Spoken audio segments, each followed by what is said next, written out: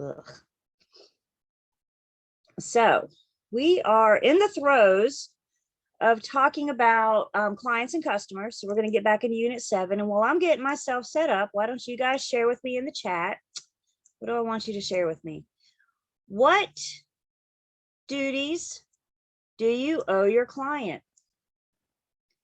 In the chat, what duties do you owe your client?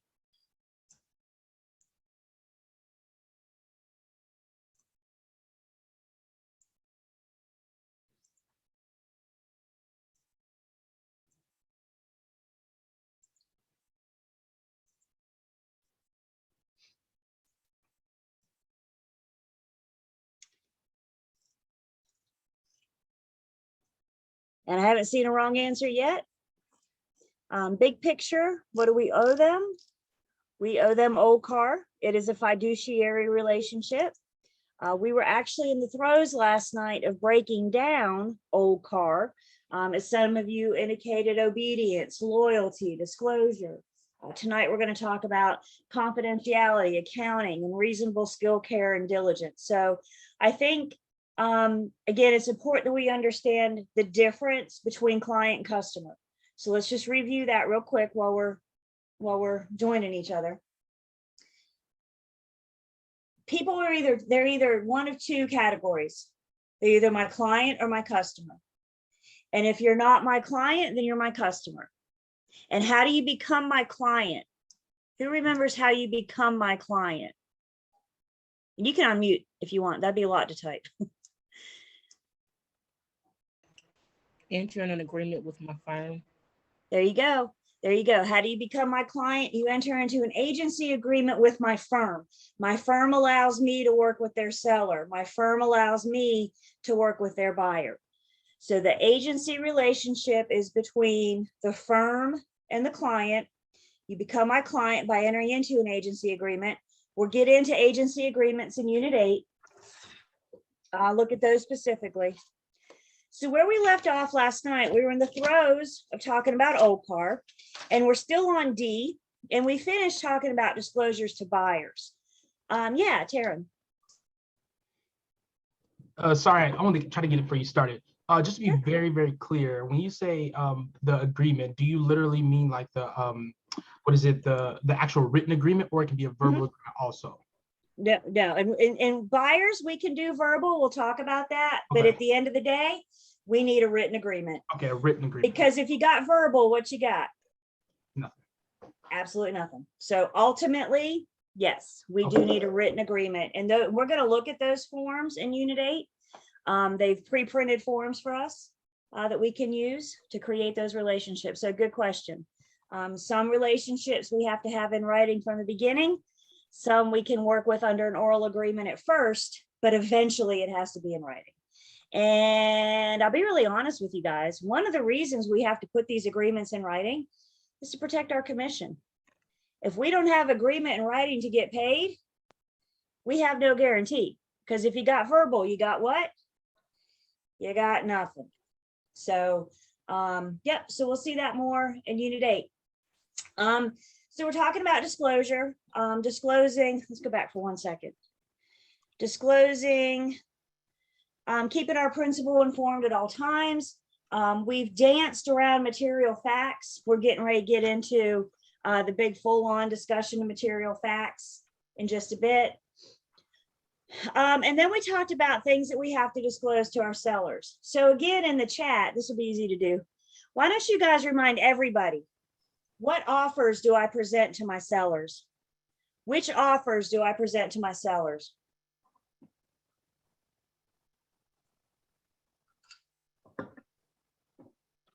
Yeah.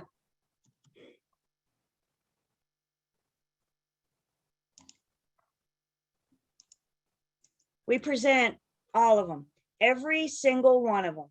Is it a lease to own purchase? Is it a lowball offer that is just going to make your seller mad? Guys, remember, I'm a fact finder. I can't make decisions on behalf of my client. I'm not the one selling this house. Everybody with me? I'm just there to help guide them through the transaction. I'm just there to get them through protecting their best interests. So we present all offers, let them make the decision. And where we left last night was talking about disclosures to buyers. And I just wanted to share with you guys, we were talking about any factors that may adversely affect the property's value or desirability. So if for some reason as a buyer's agent, you find out that the seller is willing to accept a price lower than the asking price, or maybe you find out the seller's motivation, maybe you find out why the seller is selling, we have a duty to disclose that to our buyer. Another thing that falls under this category is days on market. And one thing we've talked about so far in this class is real estate is a market, and markets fluctuate, right? Markets are constantly, I mean, they're roller coasters, they're constantly changing. And right now we're up here in the seller's market, and days on market are low.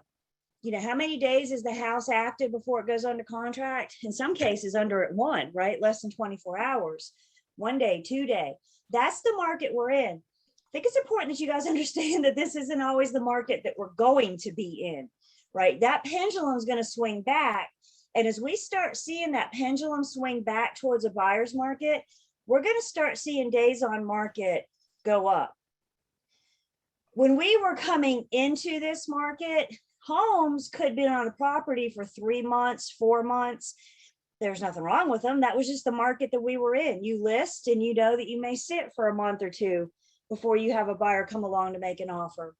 And what we started seeing was when that pendulum was coming back up and the days on market was decreasing and getting smaller, as buyers were watching this happen, a house would come on the market and maybe it was on the market for 7 days or 8 days. You know what the buyers were saying? What's wrong with that house? Why has it been on the market for 7 days? Why hasn't anybody bought it?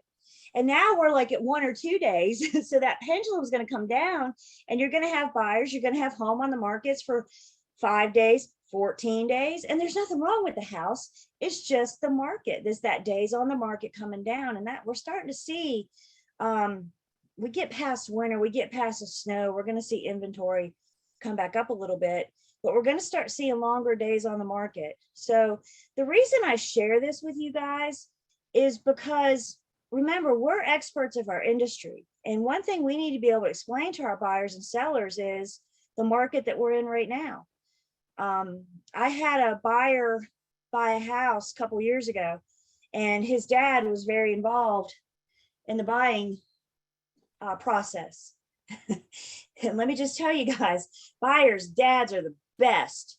You'll know what I speak of one day. And and dad bought a house 30, 40 years ago. And dad showed up knowing how it was done, because 30, 40 years ago when he bought a house, this is how he did it. And I had a hard time getting through to dad, not the buyer, but to dad, that things have changed in the last 30, 40 years. Things are different. You know, when dad bought, you found the house and then you called the lender. Today, unheard of. You call the lender and then you find the house. So things change, and we got to be flexible and we got to be current with those changes, because part of what we do is help educate the public. So when that buyer looks at you and says, gosh, that home's been on the market for 10 days, I wonder what's wrong with it. Well, maybe nothing's wrong with it. Maybe the market is, that pendulum's coming back down and the market's adjusting. Any questions or comments about anything in Unit 7 that we talked about last night before we go on to CAR?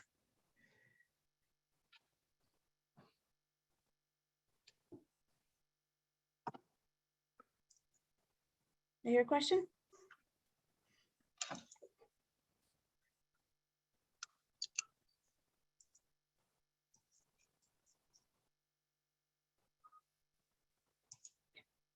So we talked about old, obedience, loyalty, and disclosure.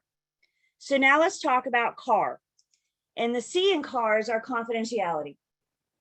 Yes, I owe clients and customers material facts, but I owe my client confidentiality for their personal information. Anything that could affect their negotiating power, I cannot share that with anybody without my client's permission. So what's their motivation? For example, what's their motivation for selling? How far under asking price are they willing to go? In order for me to share any of those certain personal confidential information, I have to have my client's permission.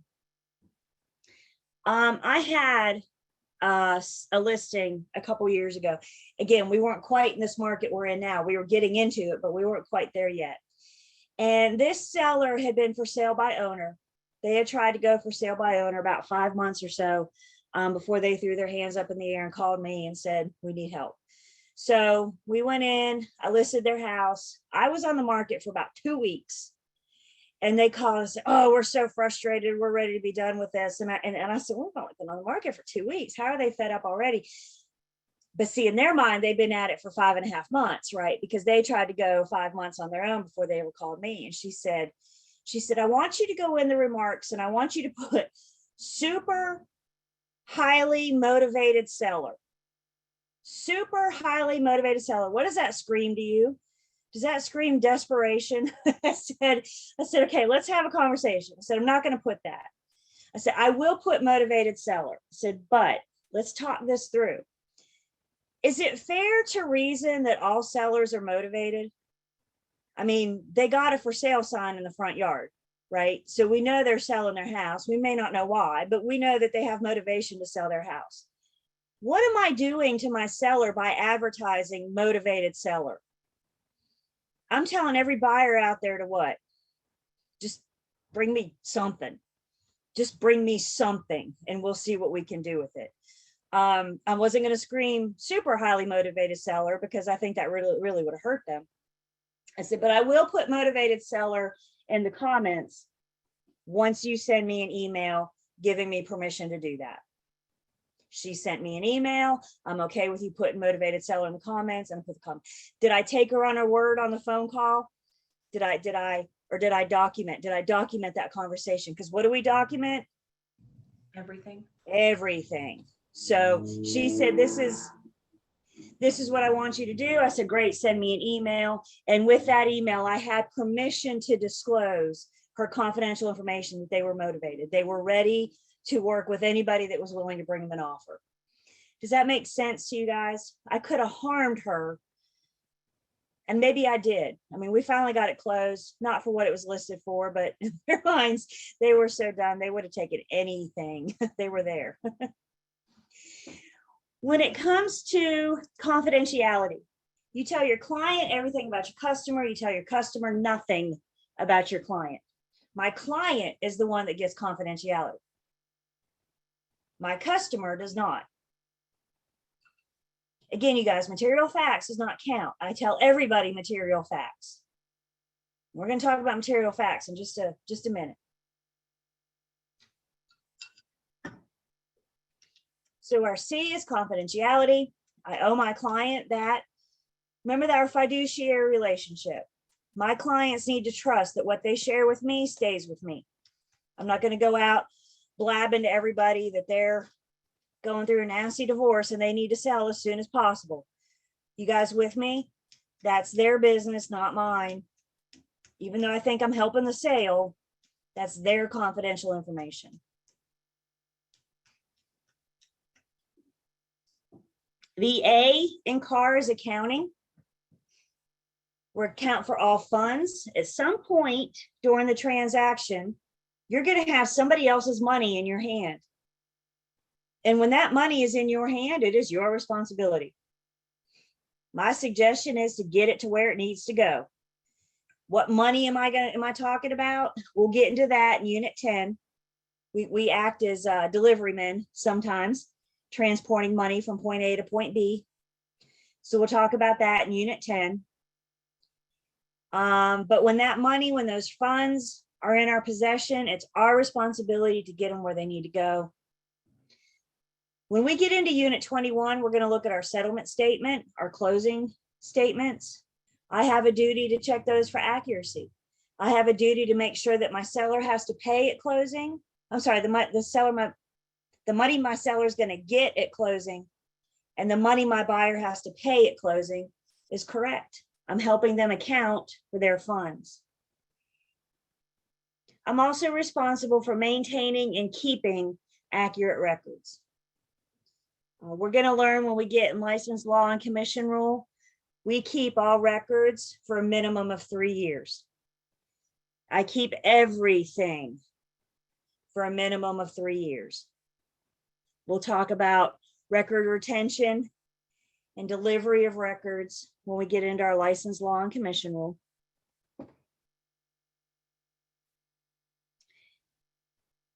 And then the R in old car is our reasonable skill, care, and diligence.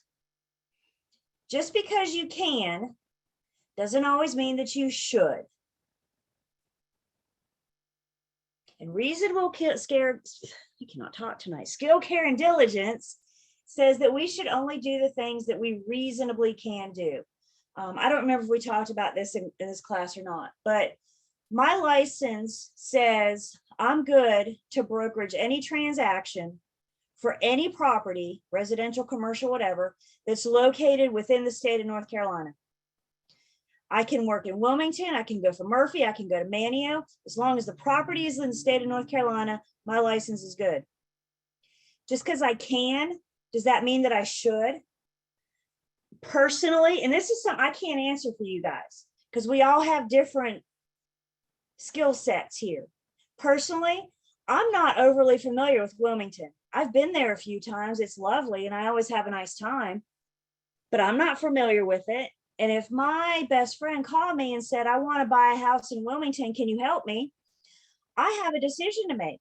I can help my best friend buy a house in Wilmington if I'm willing to drive to Wilmington to do the showings. Am I willing to drive down there to, deliver the offer if necessary, to meet the home inspector? Am I willing to learn about Wilmington to help her learn about the area? Again, I can't answer that for you guys. Maybe you're sitting there going, oh yeah, Wilmington's not a good, then great, go help your friend in Wilmington. But if you're not willing to do the work in Wilmington, then your best bet, your friend's best bet is going to be to refer them to an agent in Wilmington that can do the work. You'll get a referral fee. But you need to stop and ask yourself, again, I'm not familiar with commercial transactions. Same friend calls me and says, nah, Wilmington's out. Instead, I want to buy a commercial building. Can you help me? Can I? Does my license say I can? Sure. Is that what's in her best interest? I need to ask myself that. Do I have the tools, have the wheelhouse to properly assist her? Remember what loyalty says.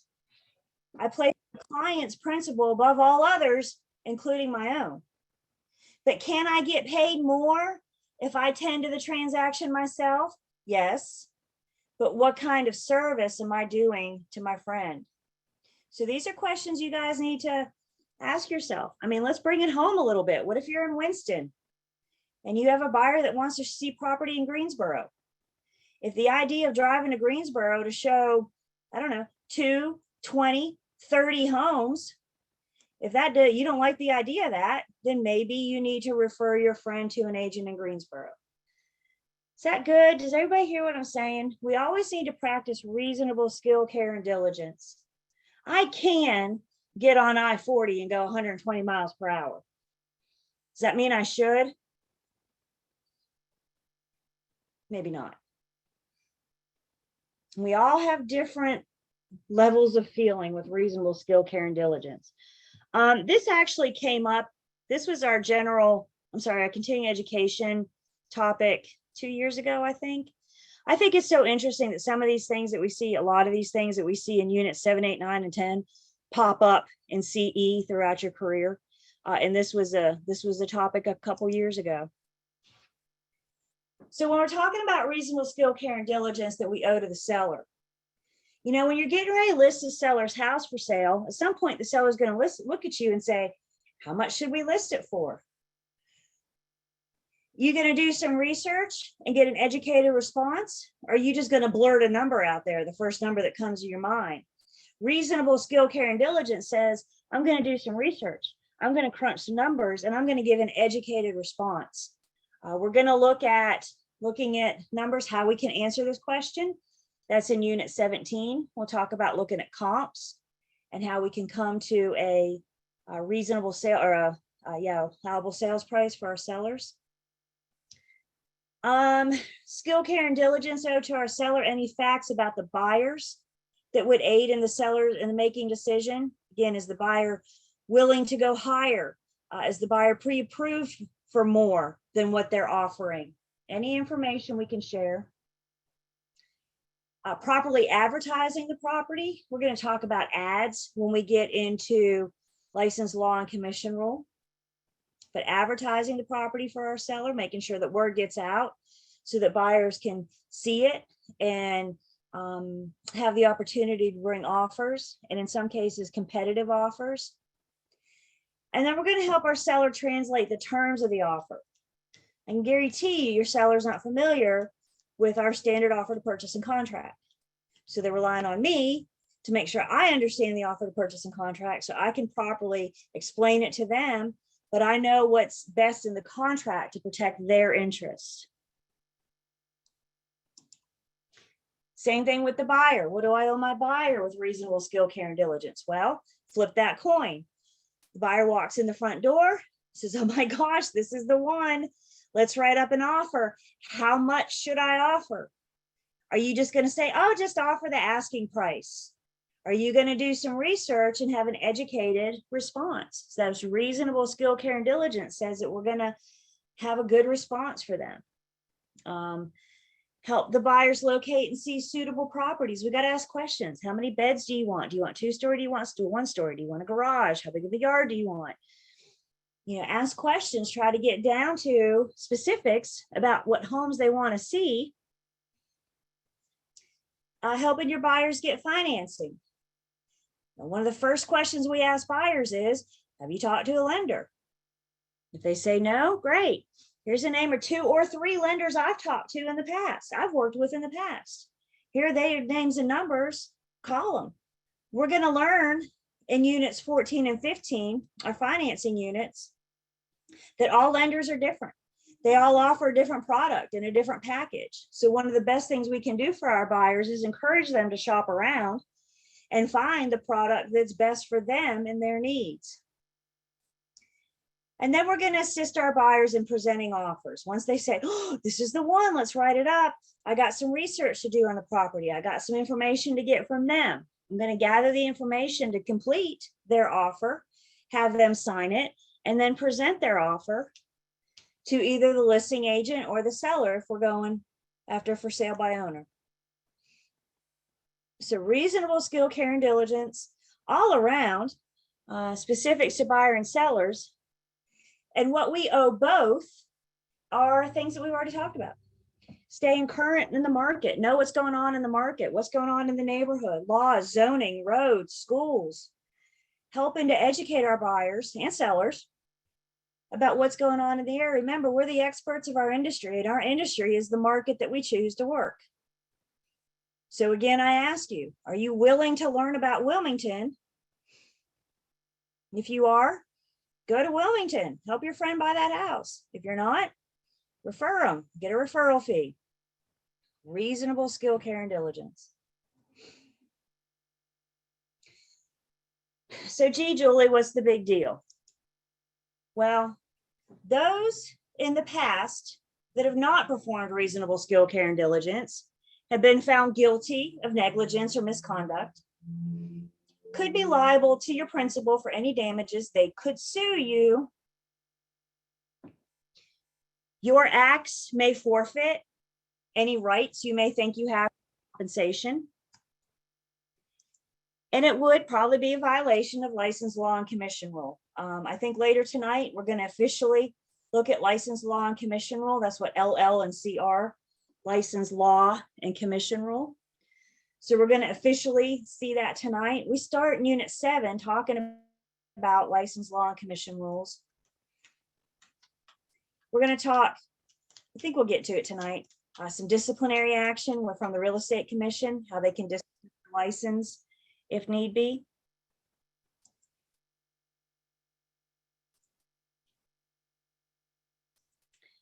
So let's look at a quick example.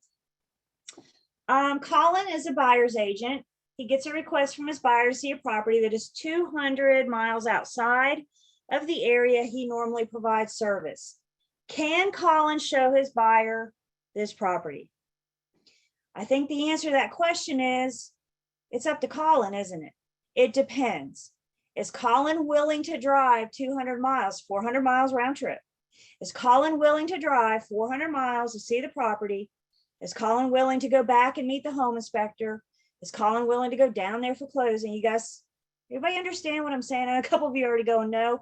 You answer that question for you. If it's not worth it to you, refer that person to an agent there. Sit back and collect your referral fee.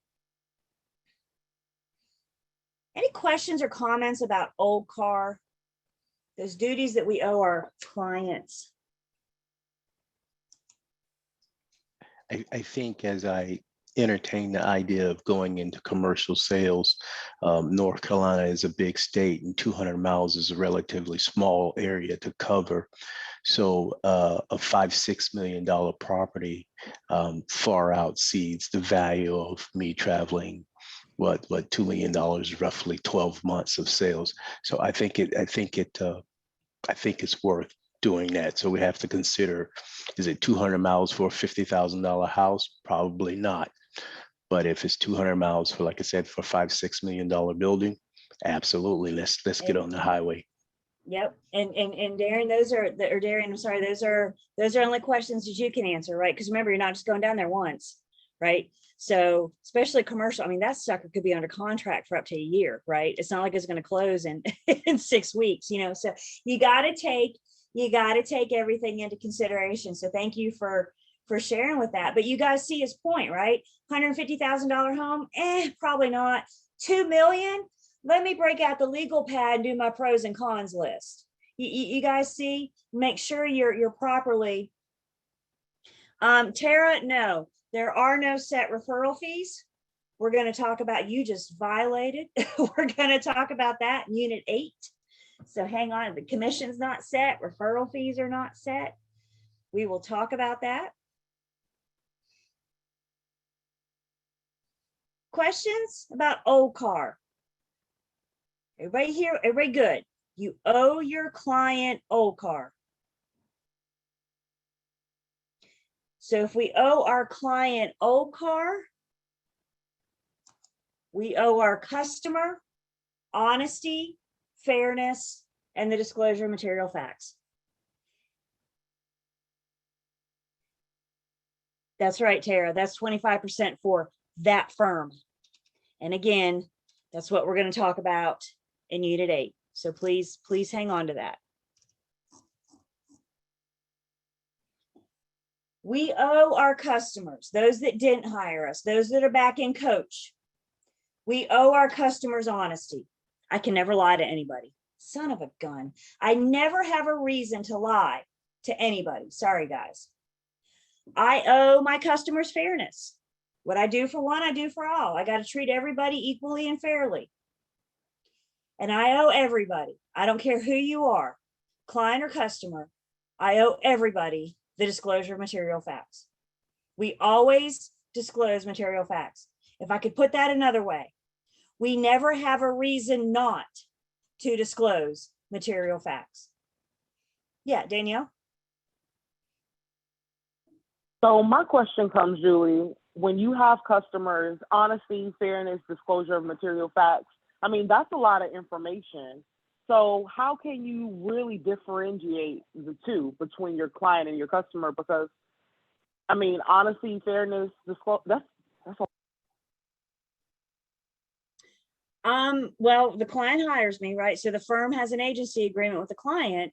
I don't see confidentiality on this list. I don't see obedience. I don't see loyalty, right? I don't see reasonable skill, care, and diligence, right?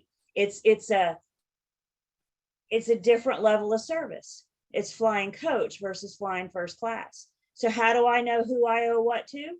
Always look at, did the firm enter into an agency agreement with them? And you know, the examples we gave last night, let's say the seller signs a listing agreement with the firm. The seller's our client. The buyer has an agency agreement with another firm, a different firm. that buyer, those agents, they're treated like our customers. I'm still helping everybody get to the end, but I'm treating them honestly. I'm not lying to them. I'm treating them fairly, right? Multiple offer situations right now, you know, what the world that we're living in right now with multiple offers. If I'm the listing agent and I have 20 offers come in, I got to treat all those buyers the same. I can't give one buyer an advantage over another, right? If I tell one buyer something that a term that my seller would find favorable, wouldn't it be fair to share that to all the buyers and give them the same opportunity to match that term?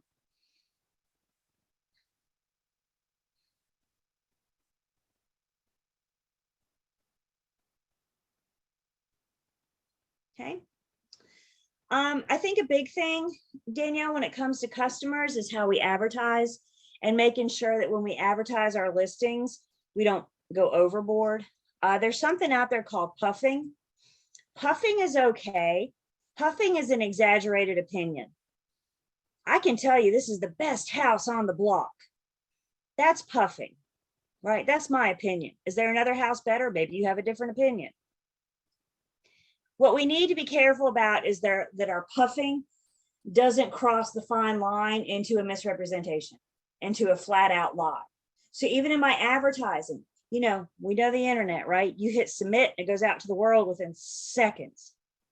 When I advertise my listing, I'm telling all the customers out there, come check out my listing. Here are all my fancy adjectives I'm using to describe this property. And we need to be really careful that our descriptions, like I said, don't cross that fine line. This is a picture down here at the coast. You can see the ocean. And let's say you were getting ready to list this property right here. Everybody see this?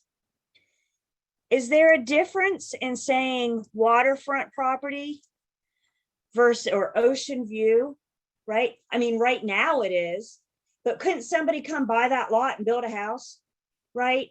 So be careful about saying stuff like waterfront property if that could change. Does that make sense? Because like I said, what if we're talking to the contractors right now and construction is going to show up tomorrow and start building?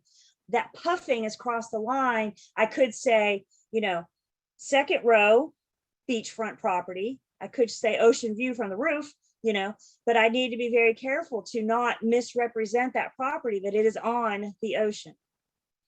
Yeah, Taryn, am I saying that right? Is it Taryn? Tehran, like Toronto. Tehran, okay, thank you. I guess a two-part question. So as far as puffing, let's go back to commercial properties, especially when it comes to numbers, you know, and you know, like numbers can be run completely different. Like somebody can say, oh, I just happen not to include that or something like that. Is that a version of puffing? And if so, how is puffing, I guess, mitigated, regulated? You know, how is it, you know, it seems like a big gray area. It absolutely, it is a big gray area. Absolutely it is. In residential, commercial, you know, so I think we need to take our ads or other people's ads with a grain of salt, you know, understand that, you know, it's not the end all be all truth. It's an exaggerated opinion. My husband and I bought this house last year and they said walk-in closet. I think his idea of a walk-in closet is different. Technically, you can walk in it. So was he misrepresenting it? No. However, it's not open the door, walk in kind of, it's bigger than a standard. You see what I'm saying? I mean, we stood there when we looked at the house and I looked at the description, I looked at that closet, I said, that's not a walk-in closet.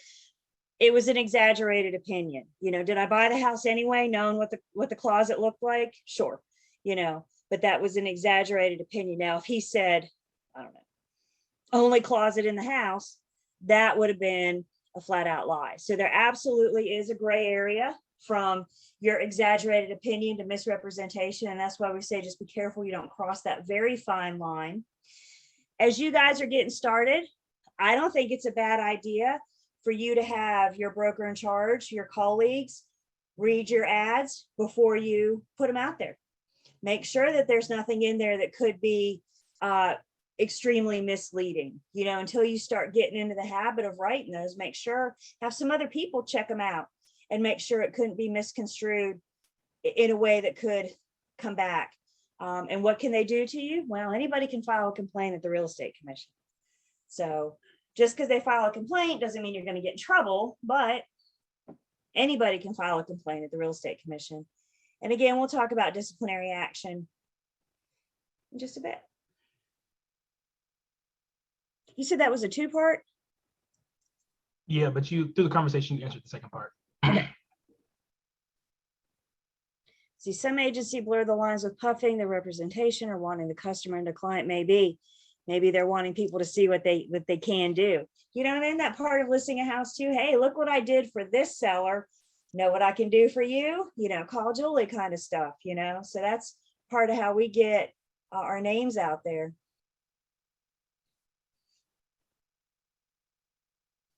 Real estate's a people industry.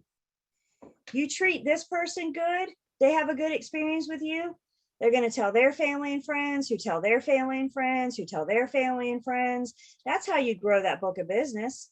It's referral. 30 years from now, you guys aren't going to be doing open houses and cold calling. Your business is going to be on referrals from past clients.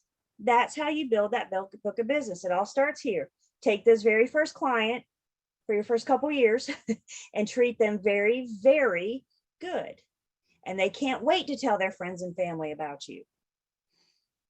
Guess what happens when you don't treat them good? They're going to tell their family and friends. They're going to get on Facebook and TikTok and everywhere else and tell them what a bad experience. The internet can make us, the internet can break us. Social media. So that's nothing new. That's any industry.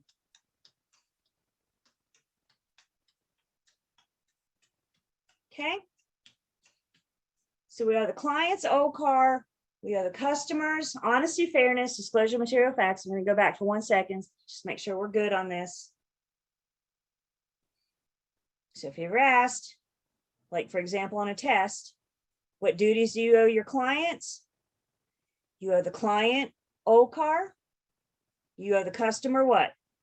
Honesty, fairness, and the disclosure, material facts. Okay. I am so happy to say that we are finally at the official discussion of material facts. We have danced all around it, haven't we? So here we are. We are officially here. Stop writing for 1 second. Rest assured, we're not going anywhere. And everything on this screen is on page 143. So just hang out for 1 second. Let's kind of break this down. Big picture first. The definition of a material fact is a very broad definition. A material fact is just a fact that a reasonable person would recognize as relevant when making a decision. A reasonable person, what's that mean, would find relevant when making a decision. And the North Carolina Real Estate Commission said, gee, that's not helpful. So what can we do to make this helpful? We can give specifics, things that are always specifically considered to be material facts. So what you're looking at, you can write now if you need to, what you're looking at are the things that the Real Estate Commission says when we disclose material facts. These are the things that are specifically considered to be material facts. Facts about the property itself. Are there structural defects? Does the roof leak? Is there something wrong with the electrical? Is there termite damage? Anything that we learn about the property itself, physical characteristics about the property itself is considered a material fact. Facts relating directly to the property. Is there a pending zoning amendment on the table? Is there a road widening project or a road construction project nearby? Maybe it doesn't affect the property itself, but it's directly related to the property. Facts relating directly to the ability of the agent's principal to complete the transaction. If at any time during the transaction we learn that our principal cannot complete it, we have to disclose that to the other side. Usually this revolves around financing, money. What if we find out the buyer can't get loan approval? we have to disclose that to the seller. What if, and this has happened, once we go under contract, the seller starts facing bankruptcy or foreclosure? That's a material fact that we have to share with the buyer, because at the end of the bankruptcy hearing, it may not be the seller's to sell. So if something like that happens, if it ability to the agent's principal to complete the transaction. And then the last one is facts known to be of specific importance to a party. And this relates to my very simple philosophy. If it's important to my buyer, then it's important to me. If it's important to my seller, then it's important to me. Once I learn of something of specific importance, then it becomes a material fact to me. So when my buyer says, I need to buy a house with a garage so I can convert the garage into my hair salon, I now have a material fact on my hand, right? I have a duty to make sure zoning will allow the buyer to convert their garage into hair salon. If we go into an HOA, I need to make sure covenants allow them to do that. So once I know something of specific importance to a party, then it becomes a material fact to me. When it comes to material facts, please understand, I can only disclose what I know. Okay, remember our red flags? I'm always on the lookout for red flags, for signs, for things that should make me ask questions and learn more, investigate, dig a little deeper. But I can't disclose what I don't know. But that doesn't mean I can hide my head in the sand and not see stuff, not look for stuff. Not only do I have a duty to disclose, I have a duty to discover and disclose. How do I discover? Ask questions, pay attention to the red flags. There's something out there called latent defects, latent, L-A-T-E-N-T, latent. I can feel my Pennsylvania accent coming out again. Latent, and it's late, L-A-T-E-N-T. Latent defects are hidden defects. I'm not responsible for hidden defects. If there's no way for me to find it, there are things that I'm never going to know. I can't learn everything. There are things I'm never going to know. There's something behind this wall. What do you want? You want electrical issue? You want mold? What you want? The only way for me to know that something's behind this wall is for me to tear the wall down, right? And look behind here and see my house. If there's something behind, I have no reason to looking at this wall that there's anything wrong with it. That if there's anything back there, that would be a latent defect. I can only discover and disclose what I reasonably can.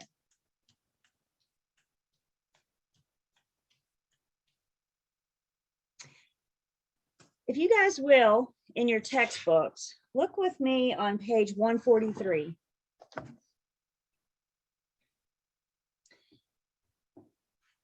And under the 4 bullet points there on page 143, there's a paragraph, some issues have been declared to be material facts by the Real Estate Commission. You guys see that? These are automatic material facts, things that the sellers need to disclose, things that there's no question, should I disclose it or not? Yes, these are things that are automatic material facts. If the resident has ever been clad in synthetic stucco, stucco is an exterior siding. Stucco looks like concrete. When I think of stucco, I think of like those Spanish style homes. You guys know what I'm talking about? If it's synthetic, then that means it's fake, right? So it's like a fake siding. It still looks like it. The problem is if it's synthetic, it's fake. And the problem is that moisture's getting behind it. And we know now water can do a whole lot of damage. You got mold, you got rot, you got all sorts of stuff happening behind that exterior siding. So if the property was ever clad in synthetic stucco, even if it's been repaired, even if it's been fixed and now it has stucco, that will always be a material fact. And sellers, that's a heck of a thing for homeowners to have to go through, is have that exterior siding replaced, have that stucco replaced. So we just have to ask questions when you're showing the property. I tell you, one of the best ways you can know if it's fake or not, if it's the real stuff, if it's stucco, if you knock on it, it's solid. So have you ever knocked on like your sidewalk or the parking lot or something? Knock on concrete. It's solid. If it's synthetic, then it's fake. It's hollow. So if you're ever listing a property and if you see stucco siding, just go knock on it and be prepared to ask some questions. Has it ever been synthetic? Have you had it fixed? It'll always be a material fact, even if it's been fixed. Another one is if the residents had ever had leaking polybutylene pipes. Polybutylene pipes was just a material that we were using for pipes many years ago. We don't use it anymore. It's a cheap material. What happens to cheap material after time? It breaks down, and when it comes to pipes, it leaks. So if it's not leaking yet, it's not a material fact. But once it's leaked, then it becomes a material fact. And then the last thing here is if the property was ever the site of a meth lab, that will always be a material fact. You cook meth, and that gets into the walls, the ceilings, the floors, and you don't get rid of it easily. So if we ever find out that a property you're getting ready to list ever had a meth site of a meth lab, that's something that we'd have to disclose. I actually got an article for you guys in Learn Test Pass in the Unit 7 material in Learn Test Pass, because I usually get a lot of questions about this. So I'm just going to send you straight to the horse's mouth. So there's the article from the Real Estate Commission about dealing with meth labs or previous meth labs when listing the property. So if you got a whole lot of questions right now, some of you are looking at me like I'm crazy, go ahead and look at that. Look at that article and Learn Test Pass. Anybody watch Breaking Bad? Have Breaking Bad fans? A couple of you guys remember this scene? That was like the first time I thought, wow, Saul's pretty cool. Jesse thought he was going to buy his aunt's house, and his parents fixed it up and put it on the market and hid the fact that it was formerly the site of a meth lab. And Saul called him out on it, and he got a really good deal for it because they didn't disclose that it was a material fact. You guys remember that scene? So I thought, wow, I want him to be my lawyer. He's pretty cool.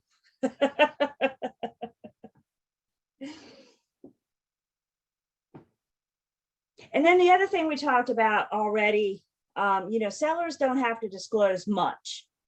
One thing that sellers have to disclose is lead. So if there's lead in the home, and we're going to talk about sellers' responsibilities and what little they have to disclose. Unit 8, when we get to Unit 8. So let's look at an example together. Sarah is a listing agent. She's performing a listing presentation for Mark. During Sarah's walkthrough on the property, she notices a stain on the ceiling. Was Sarah looking for things? Did her little red flag go up? She was looking for stuff. So she asks Mark about the stain. She had a flag go up and she asked a question.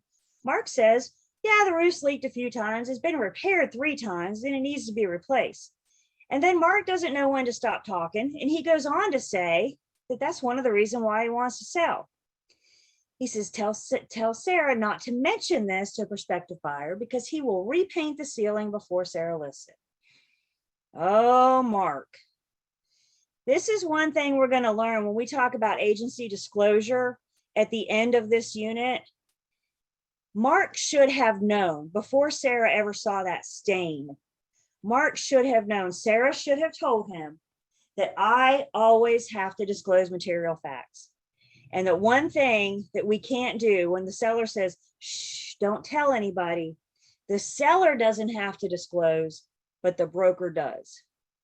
Quite frankly, where Mark went wrong here, he should have painted it before Sarah showed up, huh? Because if Sarah didn't know about it, then it wouldn't have been anything for her to disclose. That's where Mark went wrong, in my opinion. But again, we'll talk about this more in our disclosure. Mark should not have been surprised if Sarah properly explained her role as the broker when she was doing her agency disclosure, and we'll get there to the end of the unit. Questions so far on material facts? Yeah, Daniel. So from this example, you would get an inspection done and go from there to see what exactly is wrong and then relay that to your no? All I have to do is disclose. Hey, there's a stain on the ceiling. right?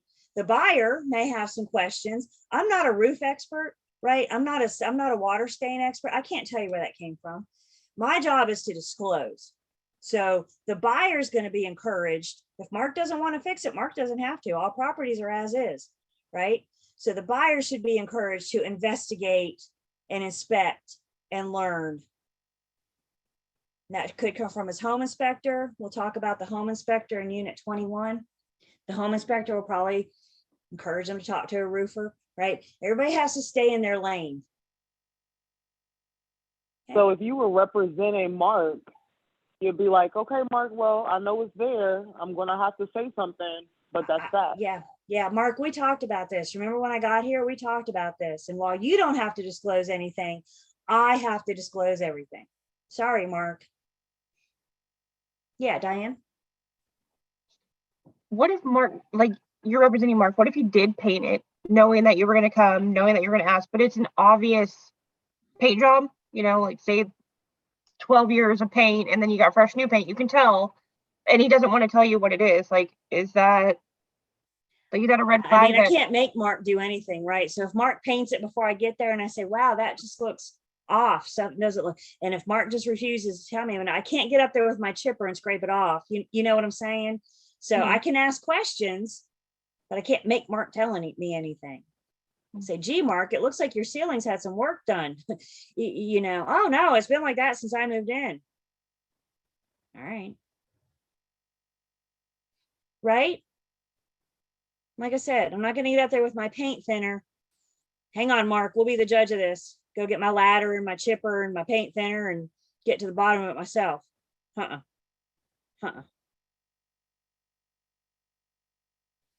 And this is why we always encourage the buyer to have a home inspection. And again, we'll talk about the home inspection in Unit 21. Okay, Claire? Have you ever declined to be a listing agent because the house just had so many? Say it again. Have you ever declined your services as a listing agent because the house just had so much wrong with it? No, but I have declined listings because the sellers want more than what I truthfully think that I can get them. Every home has a price. Every home, no matter what kind of disarray it's in, every home has a price. And I have had I had a listing once in particular where, I mean, I said, you know, I think your probable sales price is 95,000 to 100,000, and they shot each other a look. I said, well, this listing appointment's over. They were thinking, well, we were thinking like 130, 135. And we talked about it and but they were here and I was here. And I just, in my heart of hearts, didn't think that the property, the condition, that the home was worth the 135 that they wanted. And I thanked them for their time. They were the sweetest couple. I really, really wanted to help them, but I just didn't believe I could get them 135 because of the condition, the age of the appliance, you know, the carpet, right? I mean, just the big picture of it, you know, so. Thank you. Woo, for every good one, Danielle, there's a bad one too. Let's see, one more, and then we got to move on. Diane? What if the seller just never actually accepts an offer? Like Then it expires. Okay. Well, I just meant for you, like, how long do you put up with it? Or, I mean, can you drop them? Is there an issue there? Whose listing is it? It's brokers, I'm it's asking you. agencies. Whose listing is it? The firm. It's agencies, right? Your It's agencies? the firm. So can Firm, yeah, I firm. fire a client? No, because it's not my client to fire. So if I'm having a problem, I go to my BIC, like, do something about this, right? I go to my broker in charge and say, your seller's driving me nuts. Do something about this. Okay. It's break time. So let's take 10. We come back. We're going to talk a little bit more, continuing on with material facts. Lots more to go.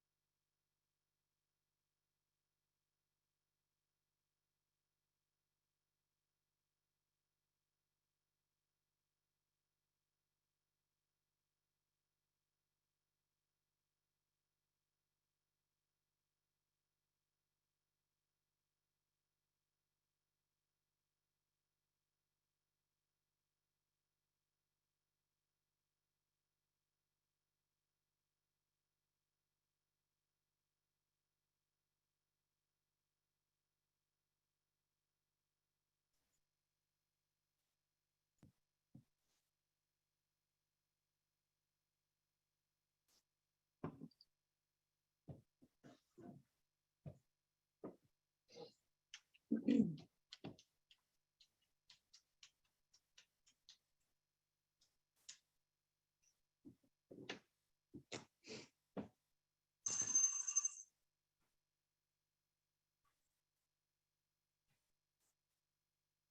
right. I love seeing everybody chew coming back from break. So I know we're all running to the kitchen, eating dinner. Mine's like this ongoing meal when we have class. Grab a couple bites as I can. All right. So we're all back. We're going to take attendance.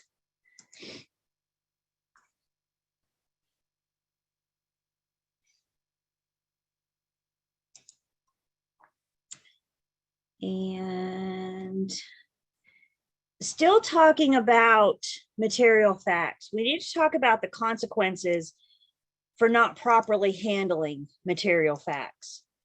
So, and if you're just coming back, please let me know. So let's break away from the book for a second. And before we look at the book, you know, what goes, when it goes wrong, what if I don't handle material facts right? Before we look at the book, let's go off the book for a minute and take just a few minutes and make sure we understand just some basic definitions. And again, if you're just coming back from break, please let me know. I've already taken attendance. A misrepresentation is communicating false information. If you misrepresent something, you've lied. I just don't know another way to put that. Liar, liar, pants on fire, right? If you misrepresent something, it's just a flat out lie. If you omit something, if an omission is failing to disclose, you've kept your mouth shut. So again, we're just back to the basics. Misrepresentation is a lie. An omission is failing to provide the information. You either open your mouth and a lie falls out, or you keep your mouth shut. Acts are done either willfully, they're done intentionally, they're done on purpose, or they're done negligently. It's a mistake, it's an accident. We need to understand with negligent, though, it still happened. Even though it was done unintentionally, it still happened. So you can lie, you can keep your mouth shut, you can do so intentionally, you can do so unintentionally. When we go back to the book, we're going to do a mashup. And when it comes to material facts, the Real Estate Commission gives us some prohibited conducts, things that we are not allowed to do when dealing with material facts. I can willfully lie. I can misrepresentation. I can lie on purpose. I can lie on accident. I can keep my mouth shut on purpose. I can keep my mouth shut on accident. So we're going to take some time and go through all four of these, starting at the top of page 144, to make sure we have a good understanding of the prohibited conduct. Again, these are the activities that revolve around mishandling material facts, okay? If you see a test question, they're going to give you a scenario. This will be answer choice A, this will be B, this will be C, and this will be D. Don't say I didn't give you any answer choices on your exam. Here it is, A, B, C, or D. They're going to give you a scenario, and they're going to ask you, which did the broker do? And as we go through these, I think what we can do to help ourselves get through these is to first stop and ask yourself, did the broker lie, or did the broker keep their mouth shut? And then once you find out that, then you go back and ask yourself, did they do it on purpose, or did they do it accidental? Break it down, the scenarios down, so you can really identify what the broker did, what prohibited conduct for the material facts that the broker conduct. I call these the big four. I see these quite a bit with disciplinary action. So let's break these down. First up, you have willful misrepresentation. The licensee has actual knowledge of a material fact and deliberately misinforms the consumer. They know and they lie. We're going to look at from some examples of each, and then I'm going to show you guys where you can look at your own examples. So willful misrepresentation, keep this stuff simple. They know and they lie. Willful misrepresentation. So a seller's agent is aware that the present owner of the listed property has had serious problems with electrical wiring. Nevertheless, the broker tells a prospective purchaser that all mechanical systems are in excellent condition. This broker is guilty of willful misrepresentation. They know and they lie. They know darn well something's wrong with electrical. And when they're asked, they say, everything's fine. Willful misrepresentation. Tell me hi if you're just coming back. Quite a few of you weren't here. Okay. Willful misrepresentation. Another form of misrepresentation that we can mishandle material facts is negligent misrepresentation. The licensee unintentionally misinforms a consumer concerning a material fact because the agent does not know, has incorrect information, or has made a mistake. It's negligent. It was unintentional. It was an accident. But guys, guess what? It still happened. You still lied. Unintentionally misinforms. Sometimes when you're asked a question, if you don't know, when a buyer or seller asks you a question, if you don't know, saying, I don't know, let me get back to you, is a perfectly acceptable answer. Don't just try to make something up and blurt out whatever comes to your mind. That's a good question. I'm not sure about that. Let me look into it and I'll get back to you. Instead of being guilty of negligent misrepresentation and unintentionally lying.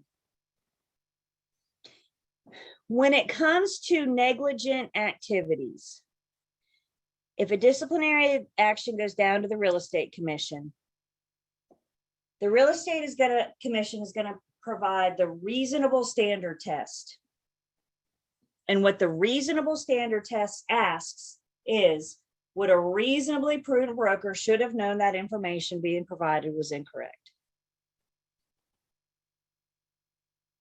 Could a reasonably prudent broker have found out? Could they have done their research, their investigations? Let's say the wrong square footage for a home. I have zero dimension ability. Like I can't walk into a room and tell you a couch will fit there. I have zero dimension ability. So when I look at MLS and I see the square feet is 1,200, okay, that doesn't mean much to me.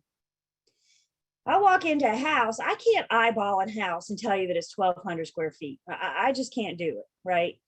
But what if I walk into a house and it's like 800 square feet, but it advertises 1,200? Even though I don't have that dimensional skill, I should at least have a flag that go up that says, wow, I've seen other homes before and I have an idea of what 1,200 square feet looks like. And this doesn't look like it. I would reasonably ask questions. I would call the listing agent, or better yet, go to the trunk of my car and get my laser measurer and do a quick measurement on my own. A reasonable broker could find out that that house was not 1,200, it was 800. So our example for negligent misrepresentation, while viewing a property at a subdivision that the buyer is quite interested in, the buyer tells their agent they want to build a large storage building in the backyard and asks if that would be permissible. The buyer's agent called the listing agent and is told others in the subdivision have a storage building, so I'm sure your buyer can too. This is where we went wrong. What's that sentence say? Neither agent checked the covenants, nor for some reason has the buyer provided copies of the covenants. Both agents are guilty of negligent misrepresentation. Could either agent have looked at those covenants and determined that a storage building is not allowed there? That's that reasonable standard test.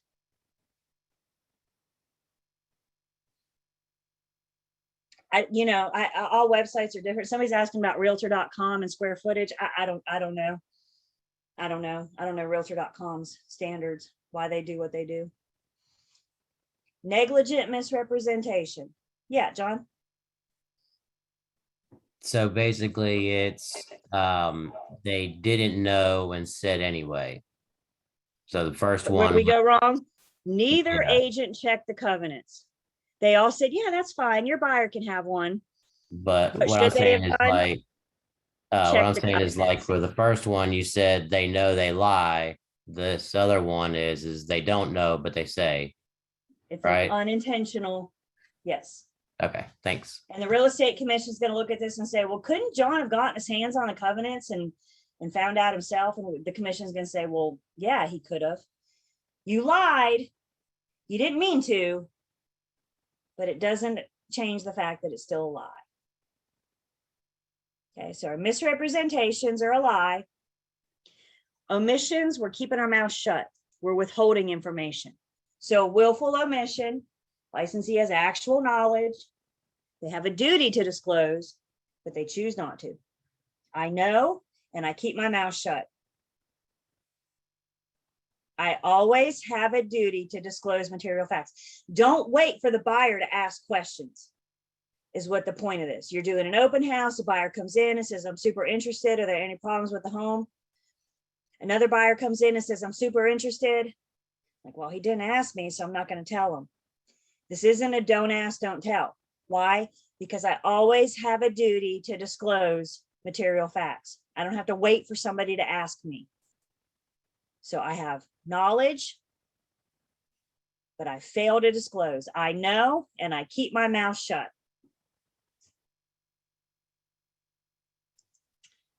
Seller's agent is aware that the listed property has suffered extensive termite damage that is not easily detectable. Regardless of whether a prospective purchaser actually inquires about the possible termite damage, the broker has a duty to disclose this material fact. Not doing so would be willful omission. They know, and they kept their mouth shut.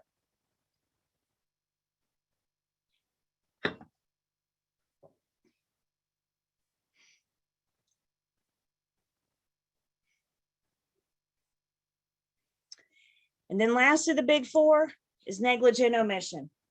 You do not have actual knowledge, but you should have reasonably known. Again, with negligence, they're going to perform the reasonable standard test. Could a reasonably prudent broker have found out? Should they reasonably have known?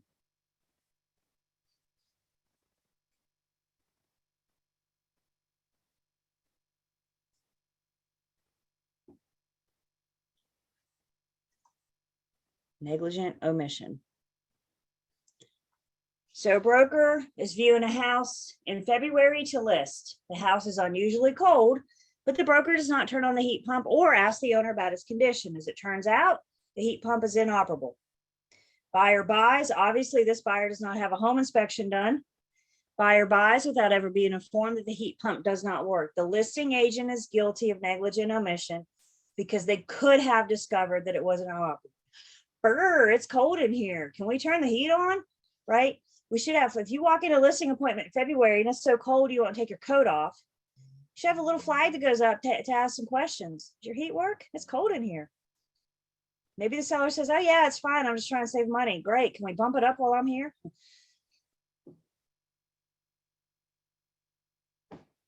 We got to step outside of our comfort zone sometimes in this industry. We're meeting perfect strangers. We're walking into people's homes and asking them all sorts of questions about them, about their homes. I'm not doing it to be nosy.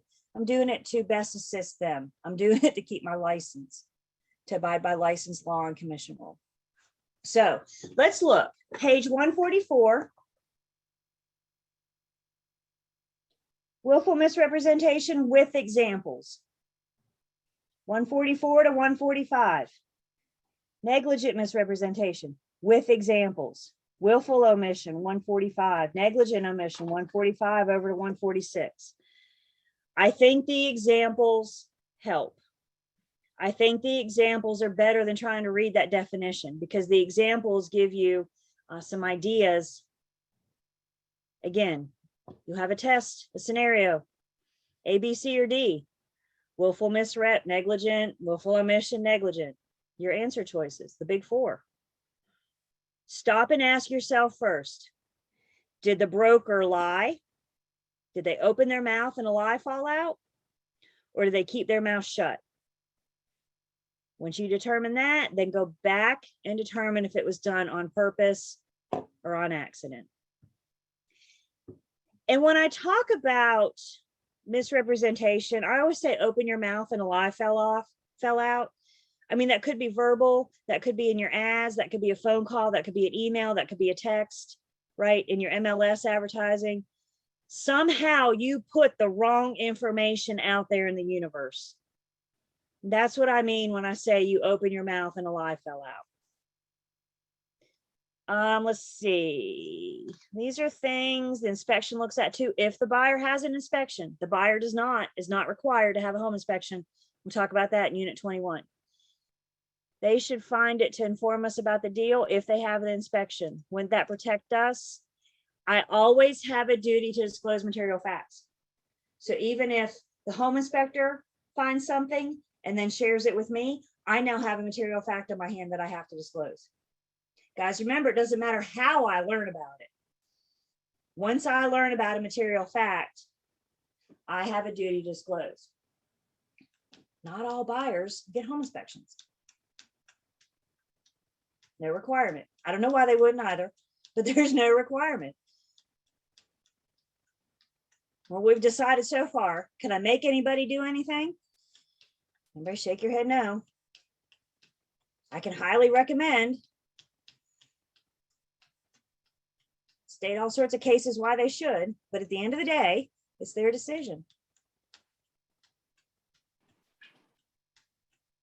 Apparently it does depend on the lender. I've never had a lender require a home inspection. I personally have never known. All lenders are different though. NFCU, I'm not sure what that is. Oh. Maybe, yeah. Different loan products. Okay.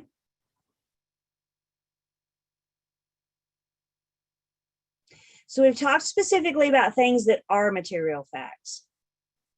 So let's switch gears and talk about things in North Carolina that are not material facts. And in North Carolina, one thing that are not material facts are stigmatized properties. Ah, the haunted house on the block.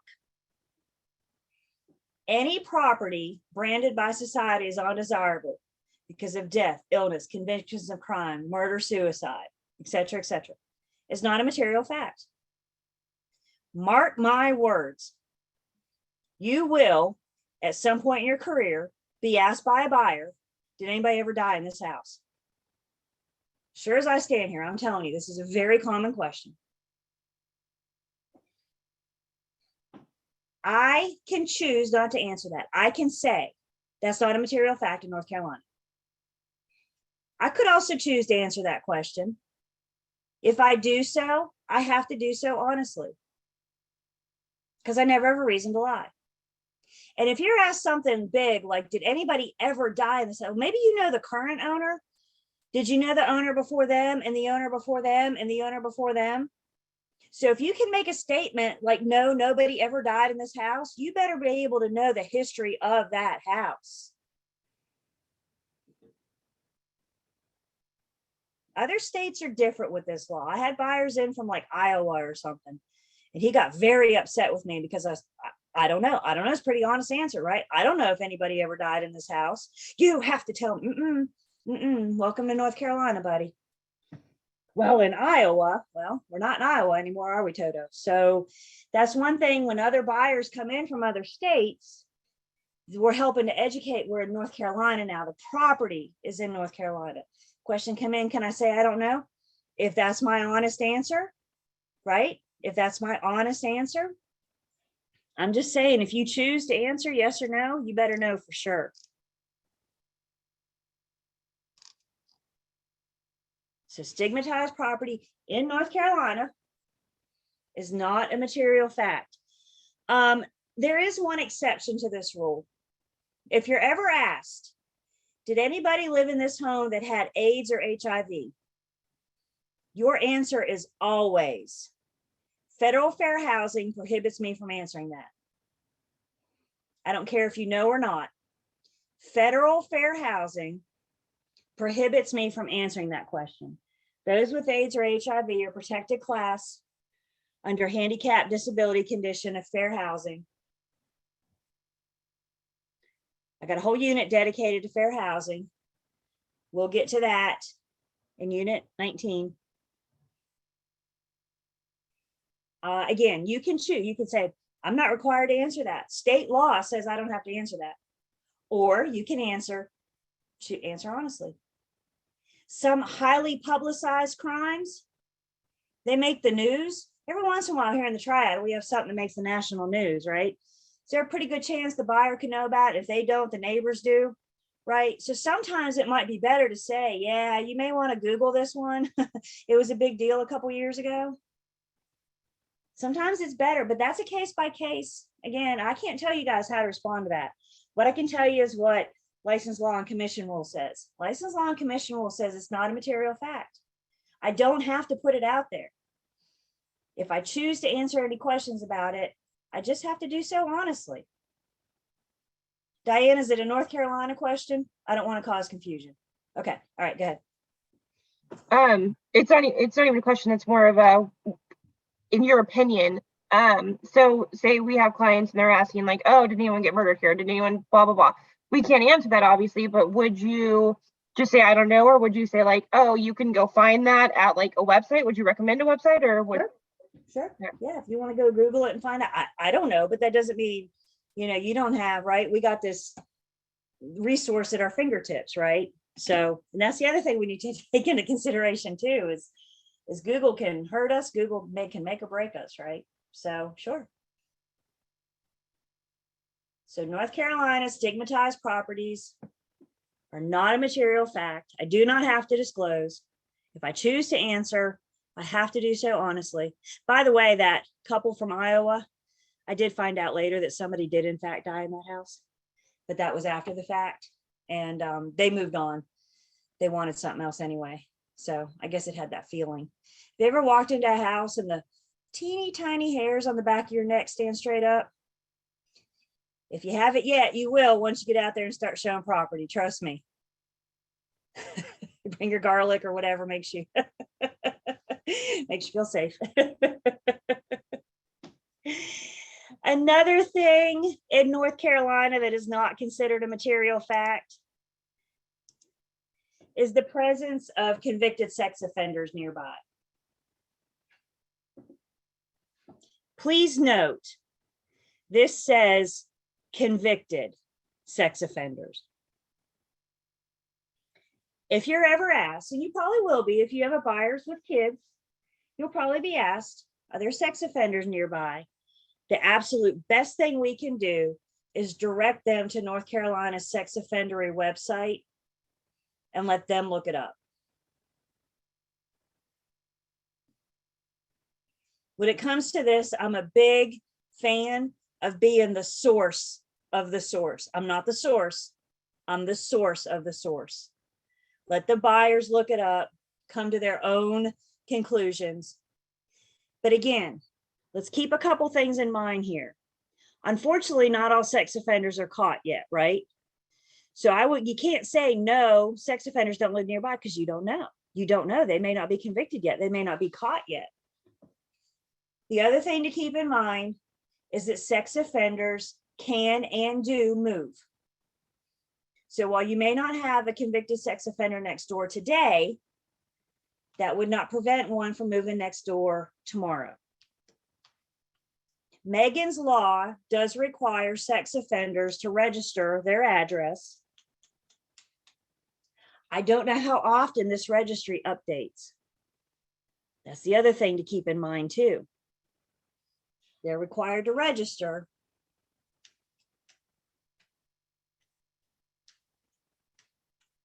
I think bottom line, let's know where our kids are and who they're with. But just make sure your buyers understand that, again, you may not have a sex offender that lives next door today, but that doesn't stop one from moving in tomorrow. I was in, I think it was a CE class, a continuing education class, and this came up in continuing education, and we were having a discussion about it. And one of the guys in it said that he was listing a property and his sellers told him that a sex offender lived across the street. And they said, what should we do? Should we advertise that? And he said, well, it's not a material fact. We do not have to disclose that. They had a conversation. Ultimately, the sellers decided to disclose this information. The sellers chose. Understand, they chose. They didn't have to, but they chose to do it. Quite frankly, I thought that was quite an honorable decision to make, because they knew if they were looking with kids, they would want that information. But everybody understand that was a choice they made to disclose that. They were under no obligation to do so.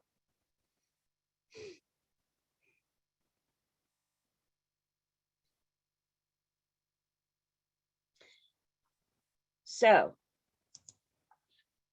let's wrap up material facts. Please hear me when I say this. We always have a duty to disclose material facts. If I can put this another way, I never have a reason not to disclose material facts. School zones, I can send them to the website, right? I can go to Winston-Salem, Forsyth County websites and have them look it up. I don't know what school's best for their kids, to help point them in the right direction to get the information they're looking for. When it comes to material facts, brokers cannot avoid responsibility by using disclaimers. I can't put in my advertising, you know, what would a good disclaimer be? I'm trying to think. I'm not going to think of one right now. Subject to change or subject to change, or broker did not validate, right? You know, yeah, something like that. I can't put a disclaimer in there to protect my liability. Thank you. I didn't hear who said that, but thank you. I mean, I heard you, but I didn't see you. And we always need to be on the lookout for those red flags. Look for things. Does something look out of place? Do you usually see a water stain on the ceiling? You know, that came there from somewhere, right? We need to be on the lookout for things. When we're with sellers, getting ready to list their property, we're looking for things. What's that? What happened there? What's going on over here? When we're with buyers, guys, when you're showing buyers property the first time they go in a home, they got their rose-colored glasses on. They're not looking at the particulars of the home. They're looking at the big picture, like how do their family dynamics fit in this home? Can I see us doing Sunday brunch here? Can I see us doing Friday night family game night here, right? Do we have a place for everybody to study and work? That's what buyers are looking for. And we can help them by looking up at the ceiling, looking at the walls, looking at the floors, helping them find these red flags that they're not seeing through their rose-colored glasses. I showed a house once to a buyer. This was my lesson. I showed a house once to a buyer, and the seller, the owner, had a really big dog. How do I know that? Because every single baseboard in that house was chewed on, gnawed on. Like that dog got in, there's like, you know, and gnawed all over that baseboard. And I jokingly pointed it out to her. She's like, what are you talking about? She didn't see that because she wasn't looking at specifics. She was looking at the big picture. She said, oh my gosh, I'm glad you pointed that out to me. And I'm like, wow. Help the buyer see what they're not seeing.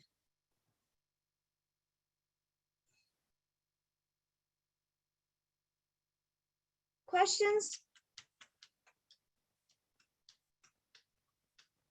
I got another resource for you guys to look at material facts. We'll look at that in just a second, where you can get some more examples.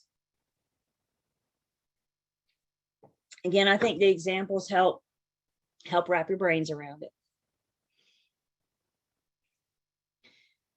So over on page 147, in addition to properly handling material facts, there's some additional duties that we owe our principal and or our client, our customer. And we're going to see these again at the end of the class when we look at our license, law, and commission rule. We have additional duties to the consumer. I can't make false promises. And those false promises include communicating with other agents, or my advertising. I think making false promises could be construed as a lie. I can't make false promises. Don't make promises you don't intend to keep.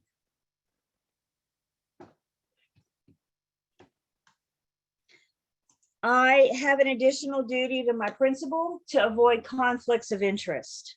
Remember, obedience or loyalty says I am loyal to them. I hold their best interest, sometimes even higher than my own.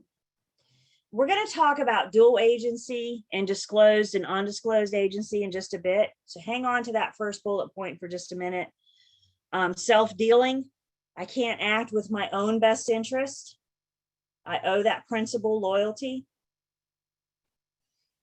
And I can't represent another broker without consent. Maybe, let's see, I have my licenses hung in a firm in Winston-Salem. And if you were on the call before we started class, we were talking about retiring down to the coast. So let's say I go down to the coast and retire, and for some reason I want to hang my real estate license at the coast as well. I can have my license in Winston-Salem and Holden Beach, as long as I have permission of both of my brokers. Holden Beach has to give consent to Winston. Winston has to give consent to Holden Beach. And that's what that is saying. I can have dual affiliation as long as I have consent of both brokers.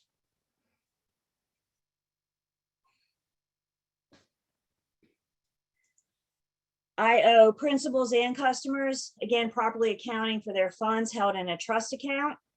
We will talk about the trust account when we get into license law and commission rule. I always have a duty to act competently. I always have a duty to avoid improper conduct. Man, they take the fun out of everything, don't they? I can't lie. I can't make false promises. I have to act competently. I have a duty to deliver instruments. First off, let's talk about what the heck an instrument is. An instrument is just any document relating to this transaction. So it starts with our agency paperwork. We eventually go under contract, have contract paperwork. We eventually get to closing. We have closing paperwork. We may have stuff in between. My client and my customer should get a copy of everything that they sign along the way. I have 3 days to deliver instruments once they sign it. And guys, let's be honest. It should not take 3 days to send an email with a PDF attachment, right? Hey there, here's our signed agency agreement. I look forward to working with you. Have a nice day. Attach PDF, hit send. Please note that says delivery. What they do with it when they get it, not on me. My job is to do what? Deliver it. And I cannot wait until the end of the transaction and say, here's all of our transactional documents. Seller signs the agency agreement. I have 3 days to get it to them. Buyer and seller sign the offer. I have 3 days to get it to them. The exception to this rule is when I'm delivering an offer to my seller. When I'm delivering an offer to my seller, I do so immediately, but in no event later than 3 days. I get an offer. Thank you very much for your offer. I call my seller when? Immediately, as soon as I can. Hey, we got an offer.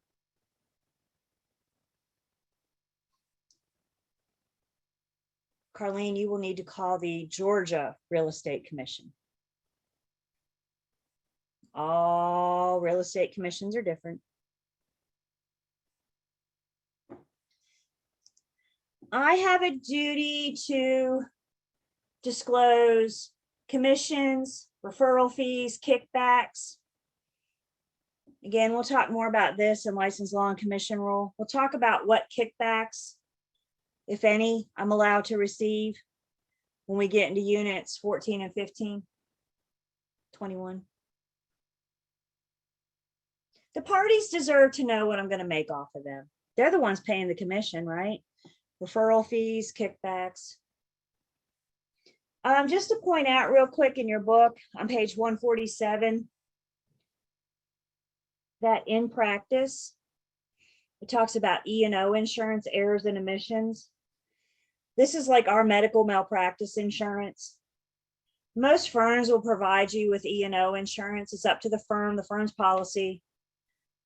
All firms are different. Just keep in mind, E&O insurance isn't going to cover you if you did something intentionally, if you did something willfully. They're there to protect you for accidents. So we do have errors and omissions insurance.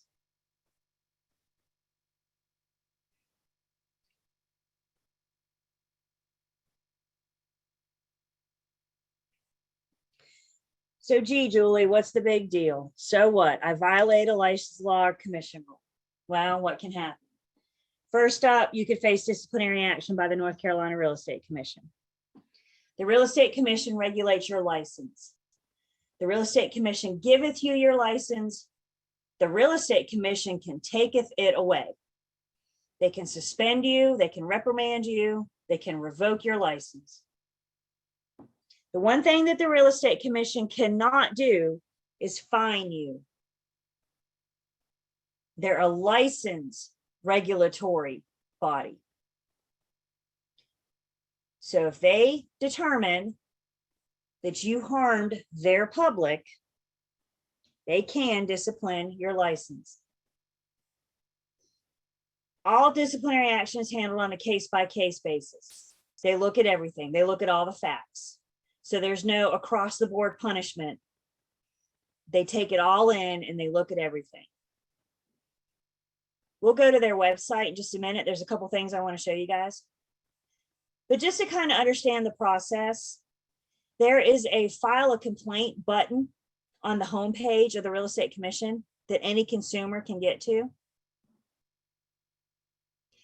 And when a consumer hits a file complaint, that does not mean you're facing disciplinary action. The Real Estate Commission understands that there's 2, if not 3 sides to every story. So when they file a complaint, that's the starting off of the process. The Real Estate Commission will contact you via mail. They will send you a letter of inquiry. The letter of inquiry will state the complaint, and then it'll give you the opportunity to respond with your written documentation. What do we document? Everything. Do you have email correspondence?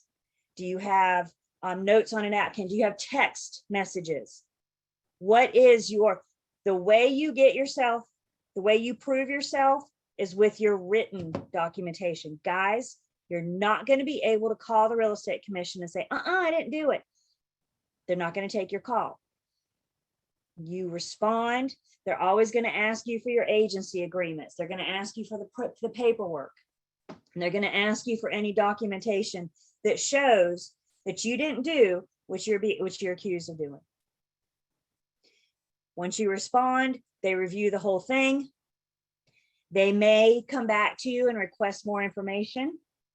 They may invite you to Raleigh to stand in front of the 9 commissioners and meet with them. If you're ever in a situation where you have to stand in front of the commissioners and state your story, it is highly recommended that at that point you get legal representation. Get you an attorney to go to Raleigh with you. They might be doing it on Zoom still these days. So please understand, just because you get a letter of inquiry does not mean you're going to lose your license. When you get the letter of inquiry, that's your opportunity to respond. That's your opportunity to state your side of the story. So guys, save all of your emails. I'm going to go back for 1 second. Save your sent emails. Show that you sent that email with that PDF attachment. And when the seller says, I never got a signed copy of my agency agreement, you have the documentation saying that you sent it. Document everything. My role as an admin for many, many years, I've seen several letters of inquiry. I'm very happy to report that not a one of them had my name on it, but it was still enough to send a little through.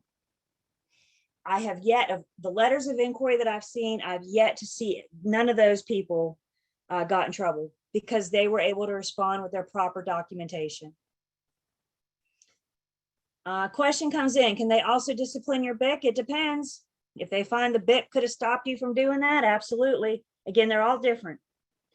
Is there any documentation that's dismissible? I mean, I don't know if a note on a subway napkin is going to stand up, but you know, I'd rather take it than nothing. So the worst they can say is that's not allowable. So the real estate commission is not going to, everybody good with you? That the real estate commission is not going to fine you. They're going to discipline your license. Okay. The party that you injured, they can sue you. That's how you get fined. So they could bring civil action.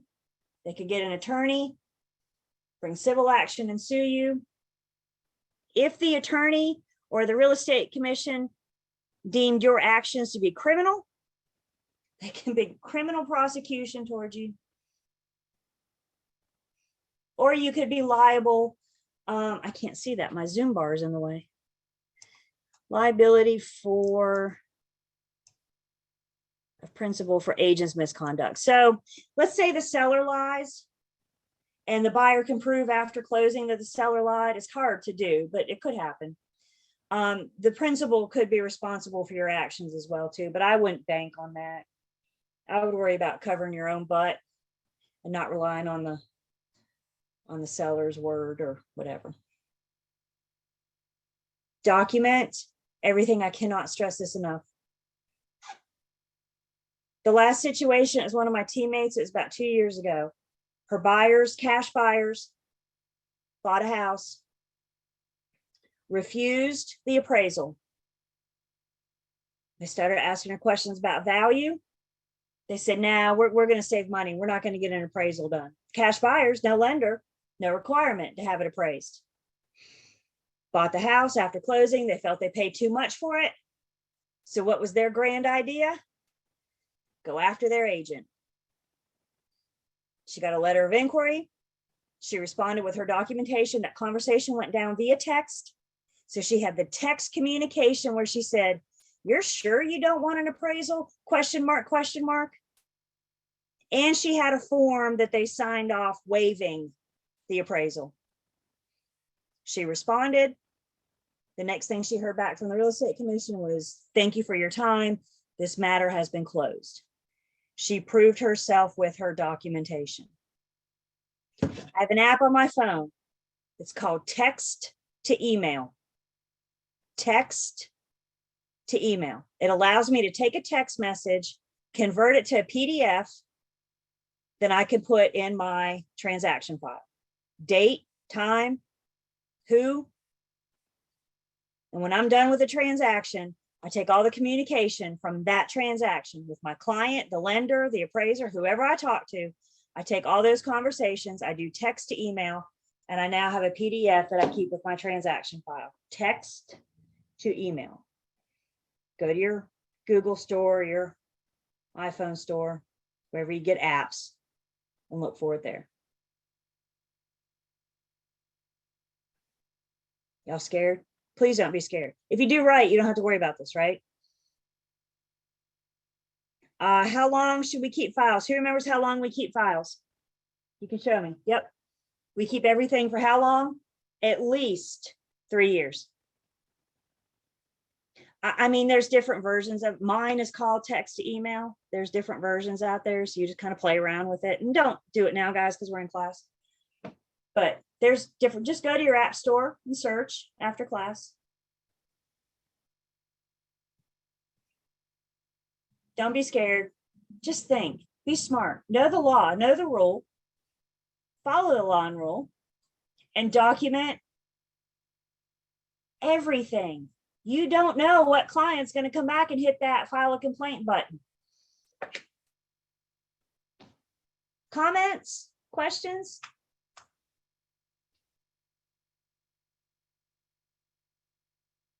Okay, let's take 10. Come back, we'll keep going.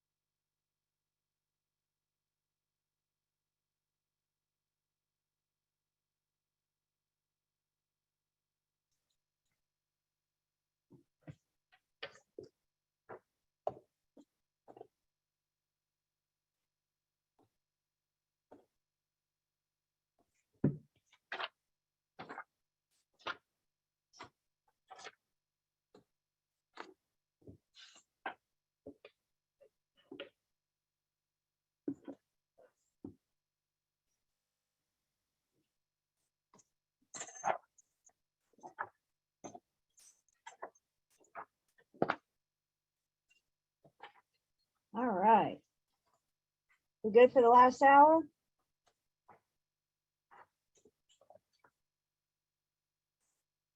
So let's take attendance.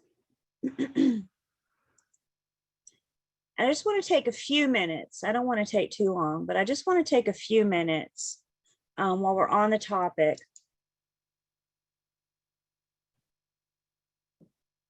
One thing we have not discussed yet this class is the North Carolina Real Estate Commission's website, ncrec.gov, or you just go to Google and search North Carolina Real Estate Commission and it'll come up. Guys, remember the commission's main purpose is to protect the public. And one way that they can protect the public is by helping to educate the public. So they provide this website for all of us, public site, and it's got a plethora of information in here. So for example, here's some publications. We've looked at some Q&A brochures. This is where I get them. I never pretended like I created them. I just came straight here and got them. Bulletins, different topics, stuff like this. I don't think you guys should, here's your licensing. I don't necessarily think that you guys should be studying this stuff now, but I don't think it can hurt you to kind of come and poke around and kind of start learning where the tools are. I don't think that can hurt one bit.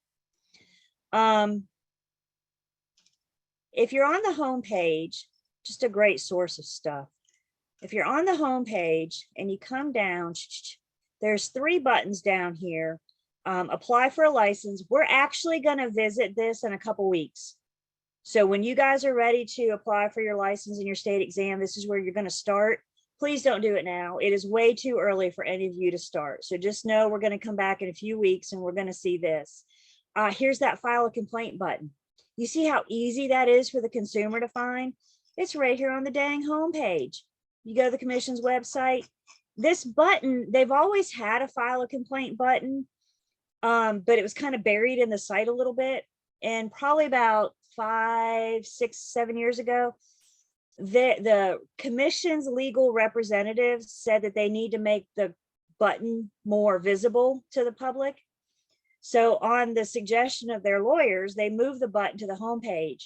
And that year, the number of complaints went up by like 80% because it was more accessible to people because they could find it. But y'all want the good news? The number of disciplinary actions didn't go up. So just because somebody comes and hits this button doesn't mean you're going to get a disciplinary action. You always have the right to defend yourself, to state your case. I think Yelp has made all of us online critics. And a lot of times that's what the commission hears, some complaints we started getting last year, file a complaint. They actually sent every licensees in this state an email that said, guys, we're getting a lot of complaint about agents cussing their clients out. Please stop cussing the clients out. Now, cussing a client out is not a disciplinary action, right?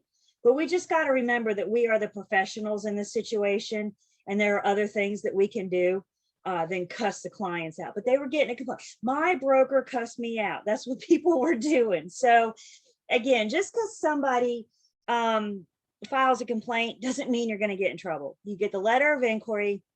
We jokingly call it the brown envelope, the dreaded brown envelope, but it's not. It is just a beginning. If you're documenting, if you're doing what you're supposed to be doing, then you have nothing to worry about it. Does it stay on record they filed a complaint against you? That I do not know. I do not know if that'll stay with if they'll stay with you or not. But if they deem it wasn't a disciplinary action, then they're not going to do anything. Let me show you guys one more thing too, really quick. Another thing that they publish for the public, they once a month do an E Bulletin. And so you can come in here and see recent articles if you choose to check it out, also on the homepage. So like for 2022, our first one, here's our commissioners, who they are and where they are. We'll talk about the commissioners and more about what their role is. But feature articles, just information that they need to get out to all of us, all licensees across the state. And they make this public knowledge too. I'm on the homepage and I found it. But one thing in particular I want to show you really quick. You see down here where it says disciplinary actions? Y'all check this out. Not only could you get your license suspended or revoked, But if you're facing a disciplinary action, you get your name, your city, what you did. They publish that for the world to see. Don't wind up in the E Bulletin. I live my life to stay out of the E Bulletin. I'll let you guys come look at these. I think some of these, a lot of what you see when you look at these are trust account violations. So that's why we're going to talk about trust accounts. This particular person, the seller had very clear rules that the buyer's agent failed to follow. Remember, it's still the seller's house. So if you're doing a showing and the seller asks you to remove your shoes, then it's their house. Take your shoes off, right? We got to follow basic instructions. So again, I'll let you guys come peruse. Don't spend all your study time looking at this. But I think it just kind of brings home points. There's a lot of mishandling of material facts. There's a lot of improperly fail to disclose, that kind of thing. Things that we're talking about are very, very real. So make yourself a note. Again, don't spend all your study time playing around on the Real Estate Commission's website, but know that there is a plethora of information here, not only to help educate the public, but to help me and you as well. I'm on the Commission's website at least once a week looking for something, a document, a form, some kind of something to help.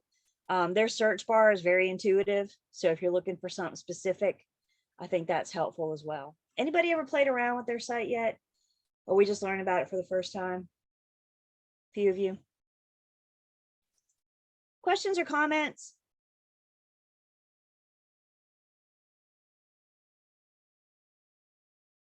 So how do you stay out of the E Bulletin? This is where our license law and commission rule come into place. So if you guys will, in your books, let's look at a few things in your book. And let's first turn to page 569.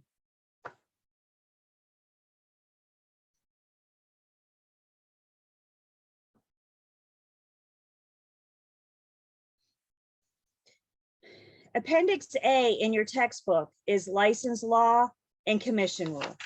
So starting on page 570 is the license law. Law is not an easy read. Has anybody ever sat down and tried to read law before? It's not an easy read. License law, real estate license law starts on page 570. Commission rule starts on page, is that right? Yeah, page 611. 611. So we got license law and commission rule. Again, this is like the last section that we cover. So we're going to spend time in Appendix A. Flip through commission rule and flip ahead to page 707. Bookmark page 707. Dog ear page 707. You have the license law, you have the commission rule, and then on 707, you have the law and rule comments. It's the summary of the law and the rule. I don't expect you guys to read the law. I don't expect you to read the rule. What I expect you to read are the comments on page 707. You're not going to do this in one sitting. It's law and rule. It's not a fun read. So break it up into chunks. This is the very last section in this class that we talk about. So I'm giving you, what, 6 weeks notice, something like that. Break it up into chunks. Do 10 minutes a day. When we do license law and commission rule, this is the section that we're spending the majority of our time, the long comments, which is why I want you guys looking at it now. Has anybody ever heard the saying, how do you eat an elephant? Do you guys know how you eat an elephant? One bite at a time. So page 707 is your elephant. Please do not sit down and try to do it in one setting. Do 10 minutes here or there, do a section at a time. Flip ahead, 707. Let's go to page 710.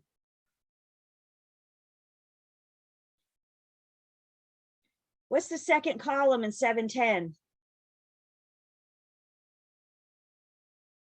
We mentioned something about material facts. And over on 711, things that are not material facts. 711 is your willful misrepresentation with examples. Your negligent misrepresentation with examples. 712 is your willful omission with examples, different examples than what you just saw in Unit 7. 713 is negligent omission with examples. And then also starting on 713 are those additional duties. There's making false promises with examples, conflict of interest on 714. You guys focus on the comments and so on. Things that we have talked about so far in Unit 7, we're going to talk about again. You see it twice in your book. What should that tell you? You think you might see a test question or two on material facts or additional duties? So you have it in Unit 7, you have it in your comments. I want you guys to read the whole comments. We're eventually going to talk about everything. Over on page 716, we're getting ready to get into agency agreements, agency disclosures. A lot of this stuff that we're talking about within the book, we're going to see again in license law and commission rule. So hear the importance of this material. So again, you guys have a couple 6 weeks or so to get through the comments. This is the last section of this class. The very last main topic that we go over is license law and commission rule. There are things not in the comments that you could be tested on, but rest assured, I will go through that with you when we get to this section. Again, I don't expect you to read the law and the rule. The real estate commission does. They think you should. So if you want to, knock yourself out. It's from my past experience, though, that y'all aren't going to. So I'm trying to help you guys and make it easy on you and have you just focus on the comments and let me help you out with the information you need for your test. Understanding how do you stay out of the E Bulletin? Appendix A. Bottom line. Yeah, John? You say the comments, you talking about what's highlighted? I mean, I don't see anything that says Nope. comments. So back on page 707, this whole section is called License Law and Rules Comments. Okay. That's what that section is titled. All right. So read all that. Is it better than reading all of Appendix A? If you want to, go nuts. Again, the Real Estate Commission thinks you should. This is not my first time through pre-licensing, though. I'm thrilled when you guys read the comments. So do that. Do that for me. Understanding the commission wants you to read the whole thing. Fair enough? We'll get through it. Does everybody understand what I'm telling you? You want to stay out of the disciplinary action on the home page? Appendix A is your key. Other questions or comments?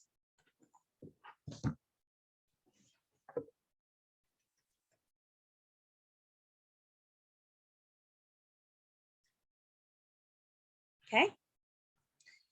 We keep going. So back to Unit 7. And we have talked about duties that the broker or the firm owe the principal. But we're going to learn in Unit 8 that our agency agreement is a two-way street. The firm owes duties and responsibilities to the principal, but guess what? The principal owes duties and responsibilities to the firm. It's a contract. So at the top of page 148, we look at the principal's duties to the agent. What are the principal's duties to me? Well, they owe me the duty to act in good faith. The principal can't hinder me from doing my job. Think about if you took a listing and the seller declined every single showing request that came in. It's awfully hard for me to sell a house if the seller won't let a buyer in the front door. They can't hinder me. Now, okay, I hear you. What if the seller's sick? What if they have COVID? Well, of course, we don't want to go in if they're sick. But I'm saying never, ever let a buyer in. Okay, we can make accommodations. Every once in a while, you have a seller that has a baby and nap time is from 1 to 3. So, okay, I can't do any showings from 1 to 3. We can work together, but they can't hinder me from doing my job altogether. The other big responsibility that the principal owes me is to pay me. They're hiring me to do a job. And when I do a job, don't I deserve compensation? Don't I deserve to be paid? Our agency agreements are employment contracts. And all employment contracts discuss commission. Our listing agreement talks about how we're going to get paid.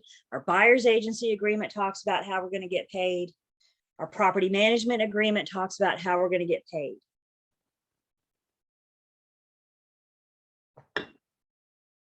The principal also owes duties to the third party, to the other person in the transaction. And basically, the principal can't lie. The seller can't lie to the buyer. The seller doesn't have to disclose anything, but they can't lie about it.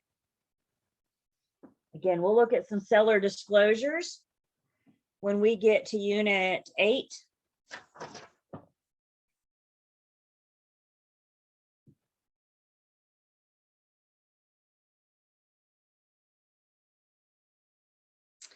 We mentioned earlier, one party sues the other, maybe the buyer, maybe the seller does lie. The buyer finds out after settlement, they hire an attorney and they sue the seller. There could be liabilities and consequences of breach of duty by the principal. So if the buyer can prove, for example, the seller did lie, if they did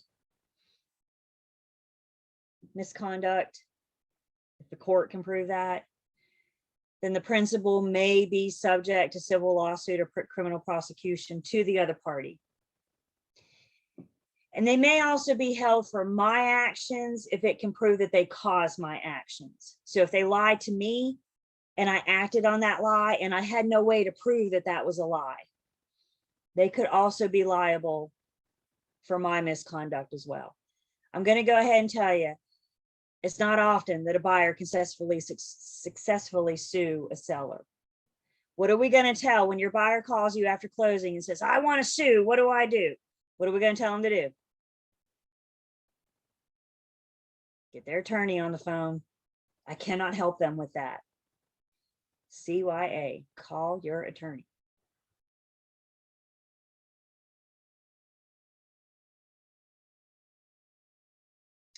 So let's say, for example, that's a good example. Let's say, for example, you go to this listing appointment in like July. It's the middle of July, the AC's kicking, the AC works just fine. You're sitting at the listing appointment and you say, goodness, it's cold in here. Your AC works. That's good. Your heat work is good too. And they say, oh yeah, heat works just fine. I have no way to test the heat in July. The home inspector can't test the heat in July. They can mess up the system if they try to turn the heat on when it's 100 degrees outside. We close.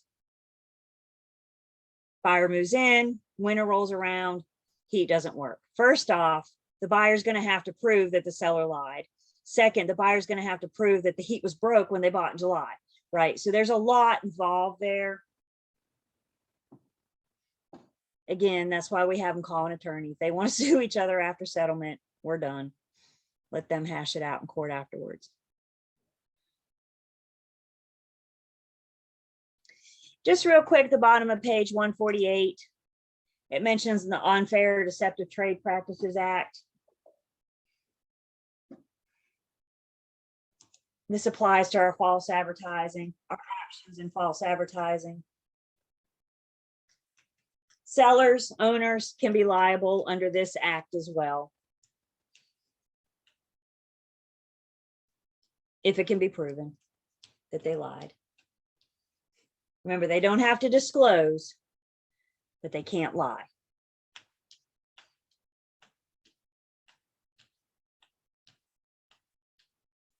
Okay, everybody good? Okay. Top of page 149. Bookmark it, star it, highlight it. Top of page 149 is a problem topic all day long. There are 3 classifications of agency relationships. The first classification of agency relationship is called the universal agent. The universal agent has full power to act on behalf of a person. You have full power of attorney. In a real estate transaction, the universal agent is the unicorn. Remember, the relationship is between the client and who? The firm. Is anybody of their right mind going to give full power of attorney to, for example, Keller Williams? So the universe, if I shake your head, no. Some of you are like, I don't know. No, you're not going to give full power of attorney to Keller Williams. In a real estate transaction, the universal agent is the unicorn. The universal agent has all of the power. So is that like a POA, Julie? That's exactly what it is.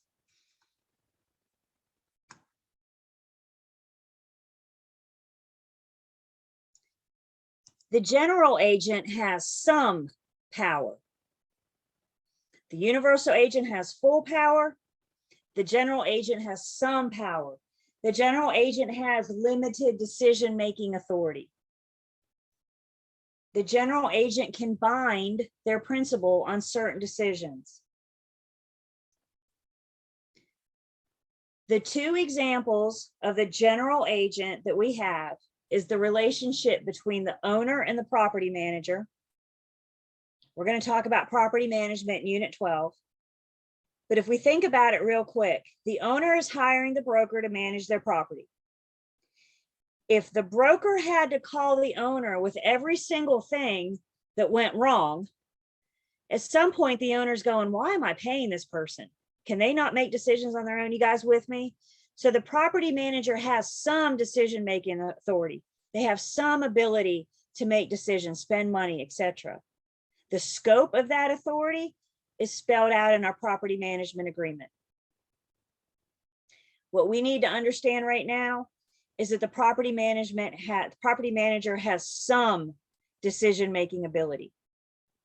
They have some authority. They are a general agent to the owner. The second example of the general agent is your relationship with your firm. When you affiliate with a firm, you go in as an independent contractor. We'll talk about that at the end of Unit 7. As an independent contractor, remember, it's the firm's client.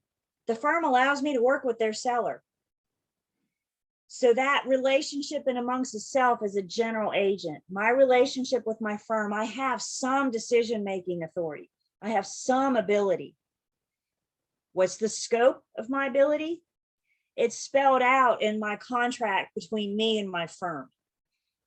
I have an independent contractor agreement with my firm. Can I negotiate my commission? It's spelled out in our independent contractor agreement. This is the agreement that allows me to work with the firm's seller, that allows me to work with the firm's buyers. So if a universal agent has full power, a general agent has some power, how much power do you think a special agent has? That's a big fat zero, isn't it? The special agent has zero power. They cannot bind their principal. They have no authority. I'm a fact finder. I can't make decisions for my buyers or sellers because I'm just a special agent. The sales agents, residential or commercial, sales is a special agent. I cannot speak for my buyers or sellers. I cannot make decisions for them. I cannot bind them. Why? Because I'm just a special agent. If you're a sales agent, you're special. I mean, we're all special. But if you're a sales agent, you're truly special. Universal is full, general is some, special is none. Questions on that? And Julie, just for clarity, we receive the offers and our client either accepts or declines them, correct? Or counters it. Yep. Yep. I call them and say, hey, I got an offer. Let's talk about, what do you want to do? Can I offer my advice? Sure. Can I offer my opinion? Of course. That's why they hire me. But ultimately, at the end of the day, the decision is up to them.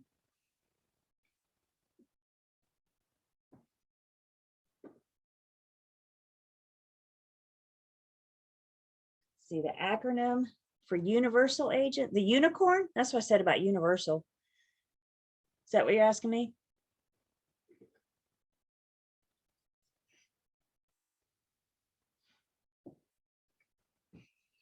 Okay.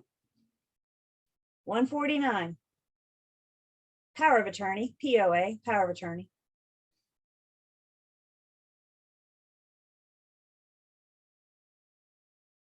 Okay. Seriously, guys, make a big circle that top page of 149. This is a problem topic.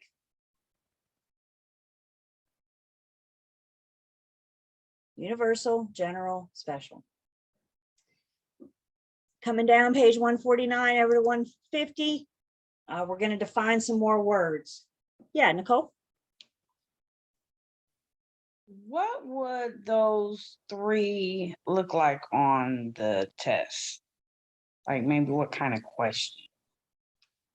Well, this is what your practice questions are for, right? So you can kind of see that, because you got some of it in your practice questions. Okay. So an example might be the relationship between an owner and a property manager is that of A is general agent, B is universal, C is special, or D is none of the above. I mean, so you refer to your practice questions to know what your questions look like. Practice, practice, practice. Okay.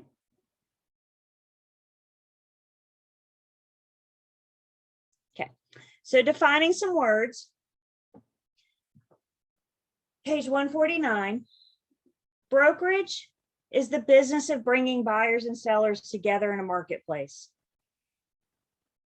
If you're brokering a deal, you are helping buyers and sellers come together. You're helping the seller sell 123 Main Street. You're helping the buyer buy 123 Main Street. The broker is the individual licensee.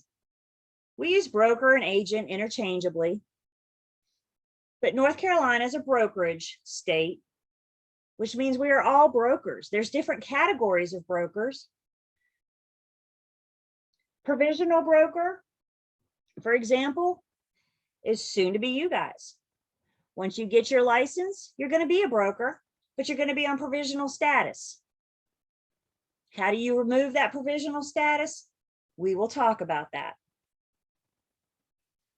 Once you remove your provisional status, you're just a broker. And we also have a broker in charge. That's the broker that's what? In charge. They're the ones responsible for the day-to-day operations of the office, of the firm. We're all brokers. We just have different categories.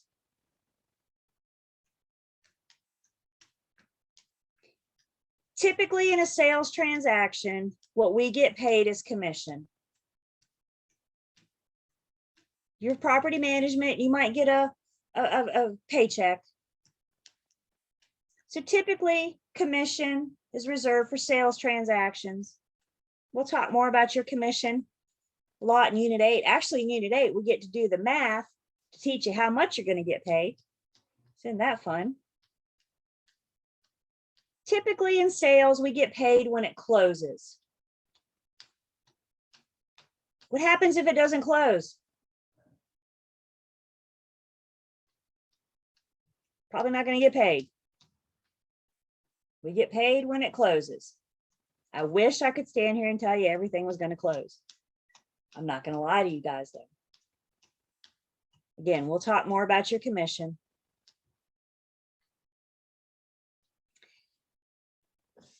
And then the cooperating broker are agents within your MLS, but in a different firm. They're in your MLS, but they're not in the same firm as you. If an agent is in your firm, that's known as an in-house broker.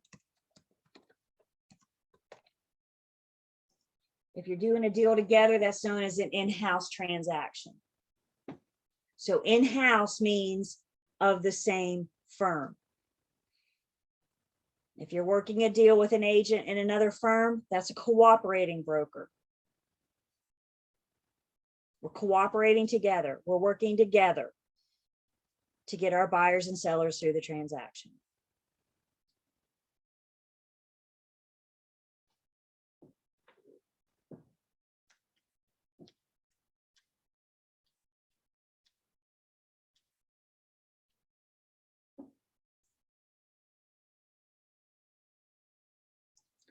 So in North Carolina, a license is required if you're going to be involved in the transfer of real property for others for compensation. And understand, all three activities are required. If you're doing all three activities together, you have to have a real estate license. And when we refer to the transfer of real property, we're referring to LLBs. List, lease, buy, exchange, auction, negotiate, or sell. Those activities, transfer of real property for others for compensation, and all three are required. For example, the for sale by owner is not doing it for others. They're doing it for who? They're doing it for themselves. So does the for sale by owner need a license? No, because a license requires all three activities. If you think you want to work for free and you're not going to ever receive any kind of compensation, call me before you make that decision. But if you're going to get paid, and compensation isn't just a commission check, it's anything of value. You can't do property management for your parents in exchange for free rent. Rent is compensation. It's something of value. So license is required when all three activities are in place. Transfer of compensation for others. I'm sorry, transfer of real property. There we go. For others for compensation, just something of value.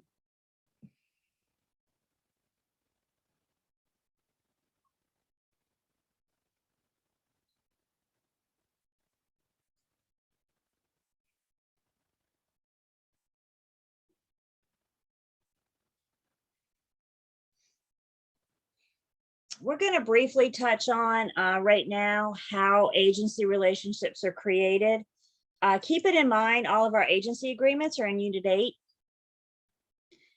One way, as I just said, that we can create agency relationships is with our agency agreements, some kind of agreement, some kind of employment contract between the firm and the client. So we have listing contracts, we have buyer's agency contracts, we have dual agency agreements, property management. Maybe the tenant wants representation.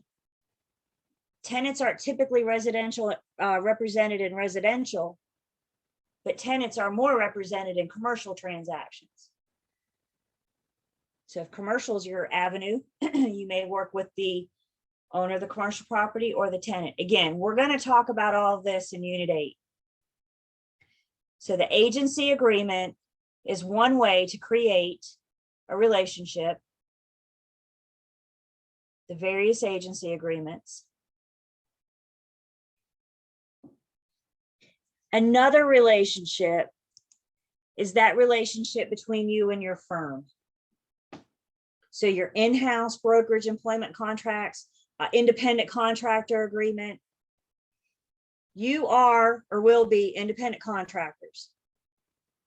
The firm doesn't hire you, you affiliate with them. We'll talk about employee versus independent contractor It's either at the end of Unit 7 or Unit 8, but we'll get there. So we work with, but not for. Correct. Or I affiliate with my firm, but I'm an independent contractor. So technically, who do I work for? I am my own boss. Sometimes I'm such a pain. No, I'm just kidding. But you,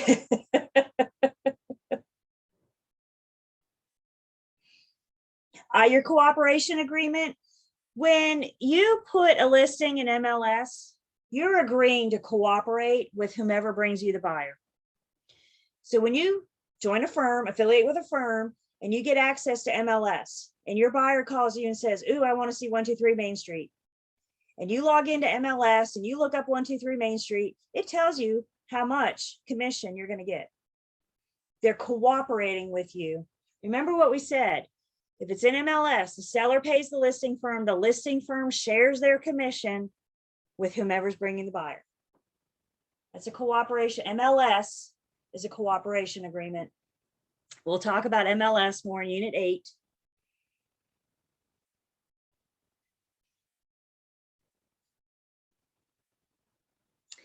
And then the other way that agency relationships can be created is by an implied agency. There is no express agreement.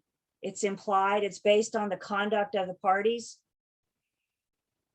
Yeah, this isn't allowed. All of our agency agreements, all of our contracts with our firm are express, which means they're in writing. Express can be in writing or oral. But our contracts are in writing and the terms of the agreement are clearly spelled out. Implied agency is not allowed. so Julie, I'm sorry. And this may sound like a weird way to say it. Why are we talking about it then? You know, if it's So you know not what to do. Gotcha. Right? I don't want you leaving here thinking, oh, I can just be your agent just because I'm acting like your agent. We don't need to sign anything. We need to teach you what not to do.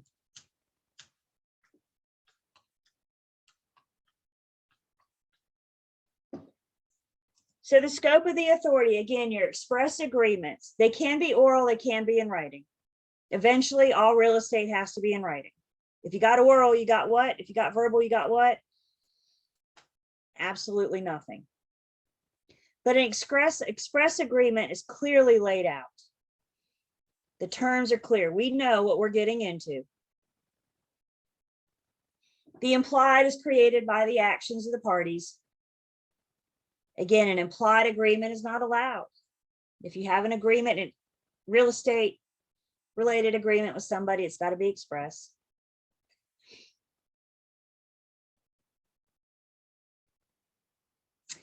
And an apparent authority is also not good. Apparent authority is a situation where the principal knows what you can and can't do, but they expect you to do it anyway. So maybe with material facts, maybe the principal knows that you have to disclose material facts, but they say, just this one time, can you keep this between us? That would be an example of apparent authority. They know I have to. They know my license law and commission rule says that I have to disclose material facts. So I explained it to them. I can't accept an offer on their behalf, right? Because I'm just a special agent. I can't accept an offer on their behalf. What if my principal says, we're going out of town this weekend? I know you're not supposed to accept any offers on my behalf, but if an offer comes in while I'm gone, just go ahead and accept it anyway. That's the principal asking, expecting you to go above and beyond what you're allowed to do. We can't do apparent authority.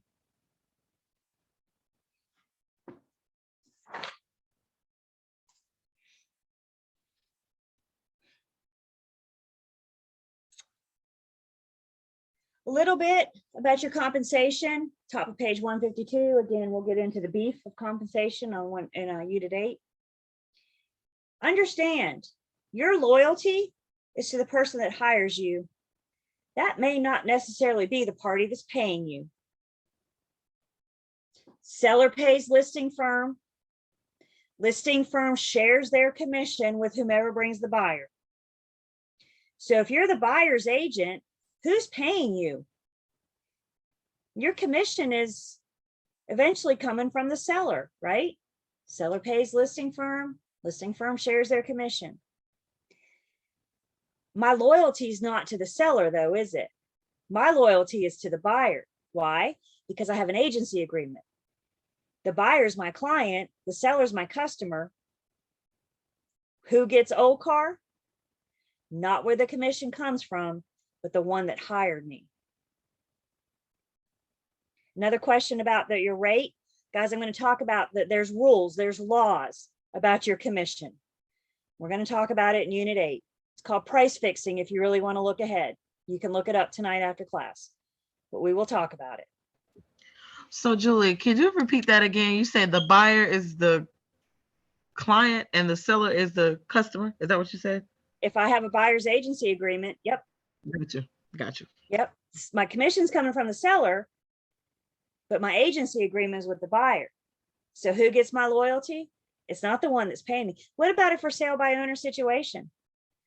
My buyer client is interested in a FSBO. I call the FSBO and say, hey, I got a buyer interested. They want to come by this afternoon and see it. And then I just straight up ask the FSBO, you going to pay me? I would put it nicer than that, but you're with me. The FSBO is going to say yes or no, right? And if the FSBO says yes, of course I'll pay you. Does that mean I owe any loyalty to the FSBO? No, because my buyer is the one. What if the FSBO says no? I have a buyer agency agreement telling my buyer, I'm always going to go after the seller first for my commission. But if they can't, then you get to pay me. Remember, our agency agreements are employment contracts. And buyer's agency says, if the seller can't or won't pay me, you're up. I got to get paid from somewhere. There's only two parties in the transaction. So if the seller won't do it, tell the buyer who to make the check out to.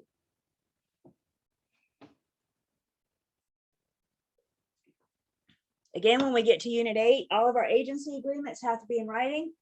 A big reason why we put them in writing, that's the only way I can get paid. It's the only way I can secure my commission. Because if you have a verbal agreement, what do you have? Nothing. So that buyer looks at you and says, I don't need to sign anything. I promise I'll pay you. I don't know about y'all, but I can't put food on my table with a promise. I put food on my table with a commission check. How do I secure my commission check? That's why we have agency agreements in writing.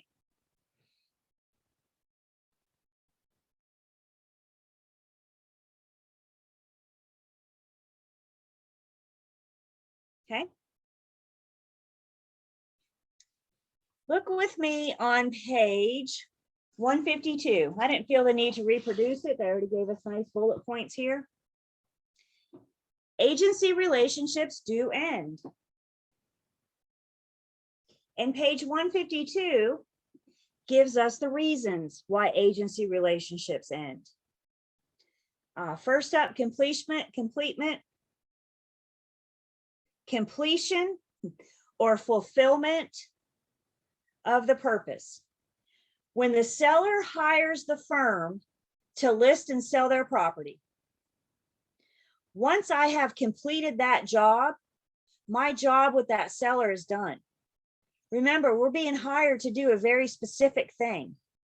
So once I do that thing, I don't owe you agency anymore. I've completed the job. Buyer's agency says, you're hiring me to help you find and purchase a property. Once you purchase the property, I've done my job. So completion or fulfillment of the purpose will end an agency agreement. We're going to learn in Unit 8 that all agency agreements have to have an end date. So if our agency agreement ends before I sell your home or help you purchase one, that'll terminate the agency agreement. Can we agree to extend it? Of course we can. But if our agency agreement is over, what is it, January 19th? That means at 11:59 tonight, we are done. because our agency agreement expired. Mutual agreement to terminate. Remember though, guys, the agency agreement is between the client and who? The firm. Can you, the individual broker, fire a client? No, because it's not your client to fire. So the firm and the client agreed to get into the agreement together. The firm and the client can agree to get out. Mutual agreement. Breach by either party may terminate the agency agreement. Operation of law. What if you list a house for sale and then before you can sell it, the seller goes into bankruptcy and loses the property? It's now the bank's property, right? It's no longer the seller's to sell. So that would end your agency agreement. Destruction or condemnation of the party. If you list a property and the house burns down, I no longer have a product to sell. That could end the agency agreement. And then death or incapacity of either party, keeping in mind the agency agreement is with the client and the firm. So if the individual broker passes away, the show goes on. In order for that to end the agency agreement, the firm would have to shut its doors. The firm would have to terminate. Danielle, there is a form to extend the agency agreement. Yep. I got a form for that. Back in my admin days, that was what I said all the time. Agent would come in my office. Is there a form? I got a form for that. You don't even have to finish that sentence. I can tell you, I got a form for that. They got forms for us to do everything.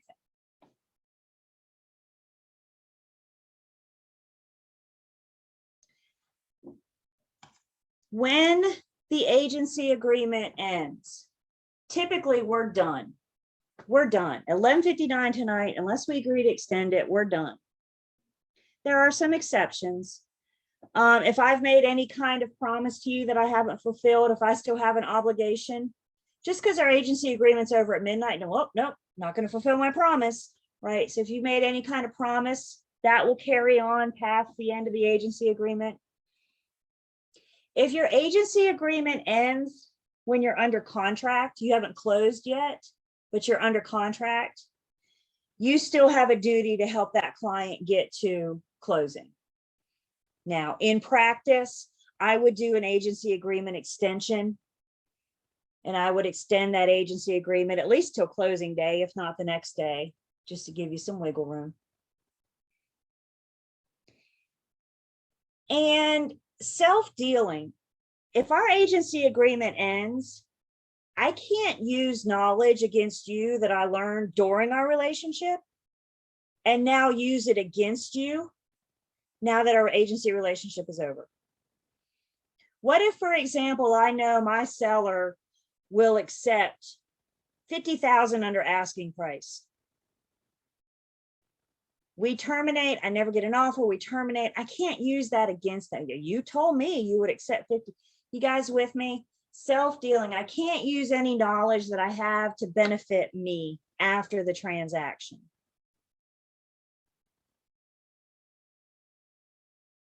Try and get a better deal for myself. So Julie, say for instance, you was working for the other end of the sale and you were doing OCAR, you still wouldn't divulge that information, even though that was a client of yours previously? So that duty of confidentiality is generally expected to continue after agency. So after agency ends. So if our agency agreement's up today and I know something about you, that doesn't mean I can run down the street shouting out your information, right? The exception to this is going to be as long as I don't bring a new client. What do I mean by this? I have your house listed for sale. Our listing agreement expires. You list with somebody else. You list with a different firm. And while you're listed with a different firm, I now bring a buyer client to the transaction. Who gets old car? Who gets OCAR today? Your new client. The buyer. Yeah. So if I knew something confidential about the seller, who is now my customer, don't I owe that to my buyer client to share with them? So again, when agency ends, that doesn't give me the golden ticket to run down the street and shout out, I know why they're selling, right? We still have this duty of confidentiality. It's out of respect. It's just out of pure respect. That's not licensed law or commission rule. The exception to that would be when I bring the new client to the transaction. You always have to look at who you're currently representing today, not yesterday, not tomorrow, today. Questions? So if you know that the seller will take 50,000 less and you go and bring a buyer to the table, you can legally tell the buyer that they'll take 50,000 less. It's not that I legally tell the buyer, I owe it to my buyer. I have an obligation to tell my buyer to say, I know for a fact these guys will take 50,000 less. Do not offer full asking price. All right. Who's my client today? The buyer. The buyer. And that's Sure. what you always need to ask yourself. Remember, if you want to know who you represent, just look towards the firm. Who did the firm enter into an agency agreement with? And if you don't know how to act, you look towards the firm. Who is the firm representing today? That would be a tough one. Imagine the seller sees the contract coming in from Julie, the one that was representing me. I would not be happy. That's what I was And thinking. that's Like, a I great want to point keep from the Julie. sellers. When we get into unit 9 and 10, we're going to learn when the sellers get an offer, they have 3 choices. They can accept it, they can reject it, or they can counter it. So when they see an offer coming in that Julie Campbell's the buyer's agent, do they have the right to say, no, we're not doing this because she knows too much about me? Yes. Absolutely. And their new agent should be advising them on this. Do not work with this chick. She knows too much about you. That's tough. Yeah. I'm bumping on some moral compasses right now, aren't I? That's a tough one. But we got to remember, guys, remember OCAR, remember our loyalty, remember our obedience. It's owed to the person. It's not a legality issue. It is owed to the person that entered into the agency agreement with us. Now, if her new realtor tells her not to deal with her because she knows too much, I mean, that's kind of being racist or prejudiced towards that person, is it not? I mean, I don't know about all that racist Don't you have prejudice, to have a reason not to accept the again, I can't make decisions for the seller, can I? Nobody can make decisions for the seller. Why? Because we're special agents. But can I advise? And when the seller says, oh my God, I am not comfortable with this, I say, as a seller, your choices are to accept it, reject it, or counter it. What would you like to do? if they reject it, they don't, and they want to know why, they don't owe them a reason, right? No, Okay. no. I have a sneaky suspicion, but yeah, they don't have to share that with me. I guess the best Because I thing is- know when the buyer says, I want to see 123 Main Street, oh crap, I just had that listing 2 weeks ago. This could get interesting, right? Right? I know that address. I know what that house looks like. Well, I took pictures of it. I measured it. I'm familiar with that house. You guys with me? Yeah, Diane? Say in your firm, you represented 123 Main Street and then it didn't go through, you can't, you terminated the agency agreement and all that. What if another broker or realtor in your team wants someone to buy that, or people want to buy that house? Can they ask you for information and you divulge because it's still the firm and you have loyalty to the firm, or can you not give information? What kind of information are we referring to here? Just saying hey, you represent them. Are they willing to go, what price range are they going for? Could you give that information or no? Yeah, that's what my new client gets, right? When we get into Well, I mean, tomorrow night, even because if there are it's not your client. scenarios where the firm can represent both. Is that what you're asking me, the seller and the buyer? So No, I there mean, are say where the firm can represent both. and same transaction, and we'll get into that tomorrow. I meant more like your teammate is representing the buyer for the house that you used to represent. Can you give out that information to your teammate without, breaking that? Well, the relationship is between the buyer and who? Your firm. The firm. So Okay. even though my teammate's working with that buyer, who's my loyalty towards? The buyer, because it's with the firm. So was my teammate's going to call me and say, hey, Julie, I'm getting ready to show 123 Main Street. What can you show? What can you tell me? Right? Because now we have a duty to our buyer. Get that? It's not your buyer. It's not your seller. It's the firm's buyer. It's the firm's seller. So that one person can go from person to person to person within the firm if they want to, because they belong to the firm. What, the seller or the buyer can go from person to person to person? Within Sure. the firm, yeah. Yeah. If I'm not doing satisfactory job to my seller, the BIC can reassign the listing. Doesn't the BIC want to salvage this? Don't they want to keep this together? So maybe they don't get along with me, and the BIC can say, all right, Julie, I'll get your referral fee. I'm going to call Danielle and have her take over. I'm going to have Danielle and have her. The BIC wants it to close for the firm. Right? Okay. We're going to call it here today. I really need to get through Unit 7 tomorrow. So we may have to pick it up just a hair. I appreciate all your questions and your comments, and I do want to keep those going. So please remember, I'm always available outside, till about 9:30, 10 o'clock at night. I'm available outside of class. After that, I'll get back to you first thing in the morning. I put my phone on silent at night, you guys. So if you're texting me in the middle of the night, it does not faze me one teeny tiny little bit. So I absolutely want to hear from you guys. Questions, comments. I love this, but just know tomorrow we need to move a little bit and do our best to get through Unit 7. So I'm here outside of class. I'm here all weekend, weather permitting. I didn't lose power this weekend. I will see you guys tomorrow night. Everybody have a good evening and be prepared to get through Unit 7. And does the study group need me to hang out or leave you on the call? I'm not hanging out.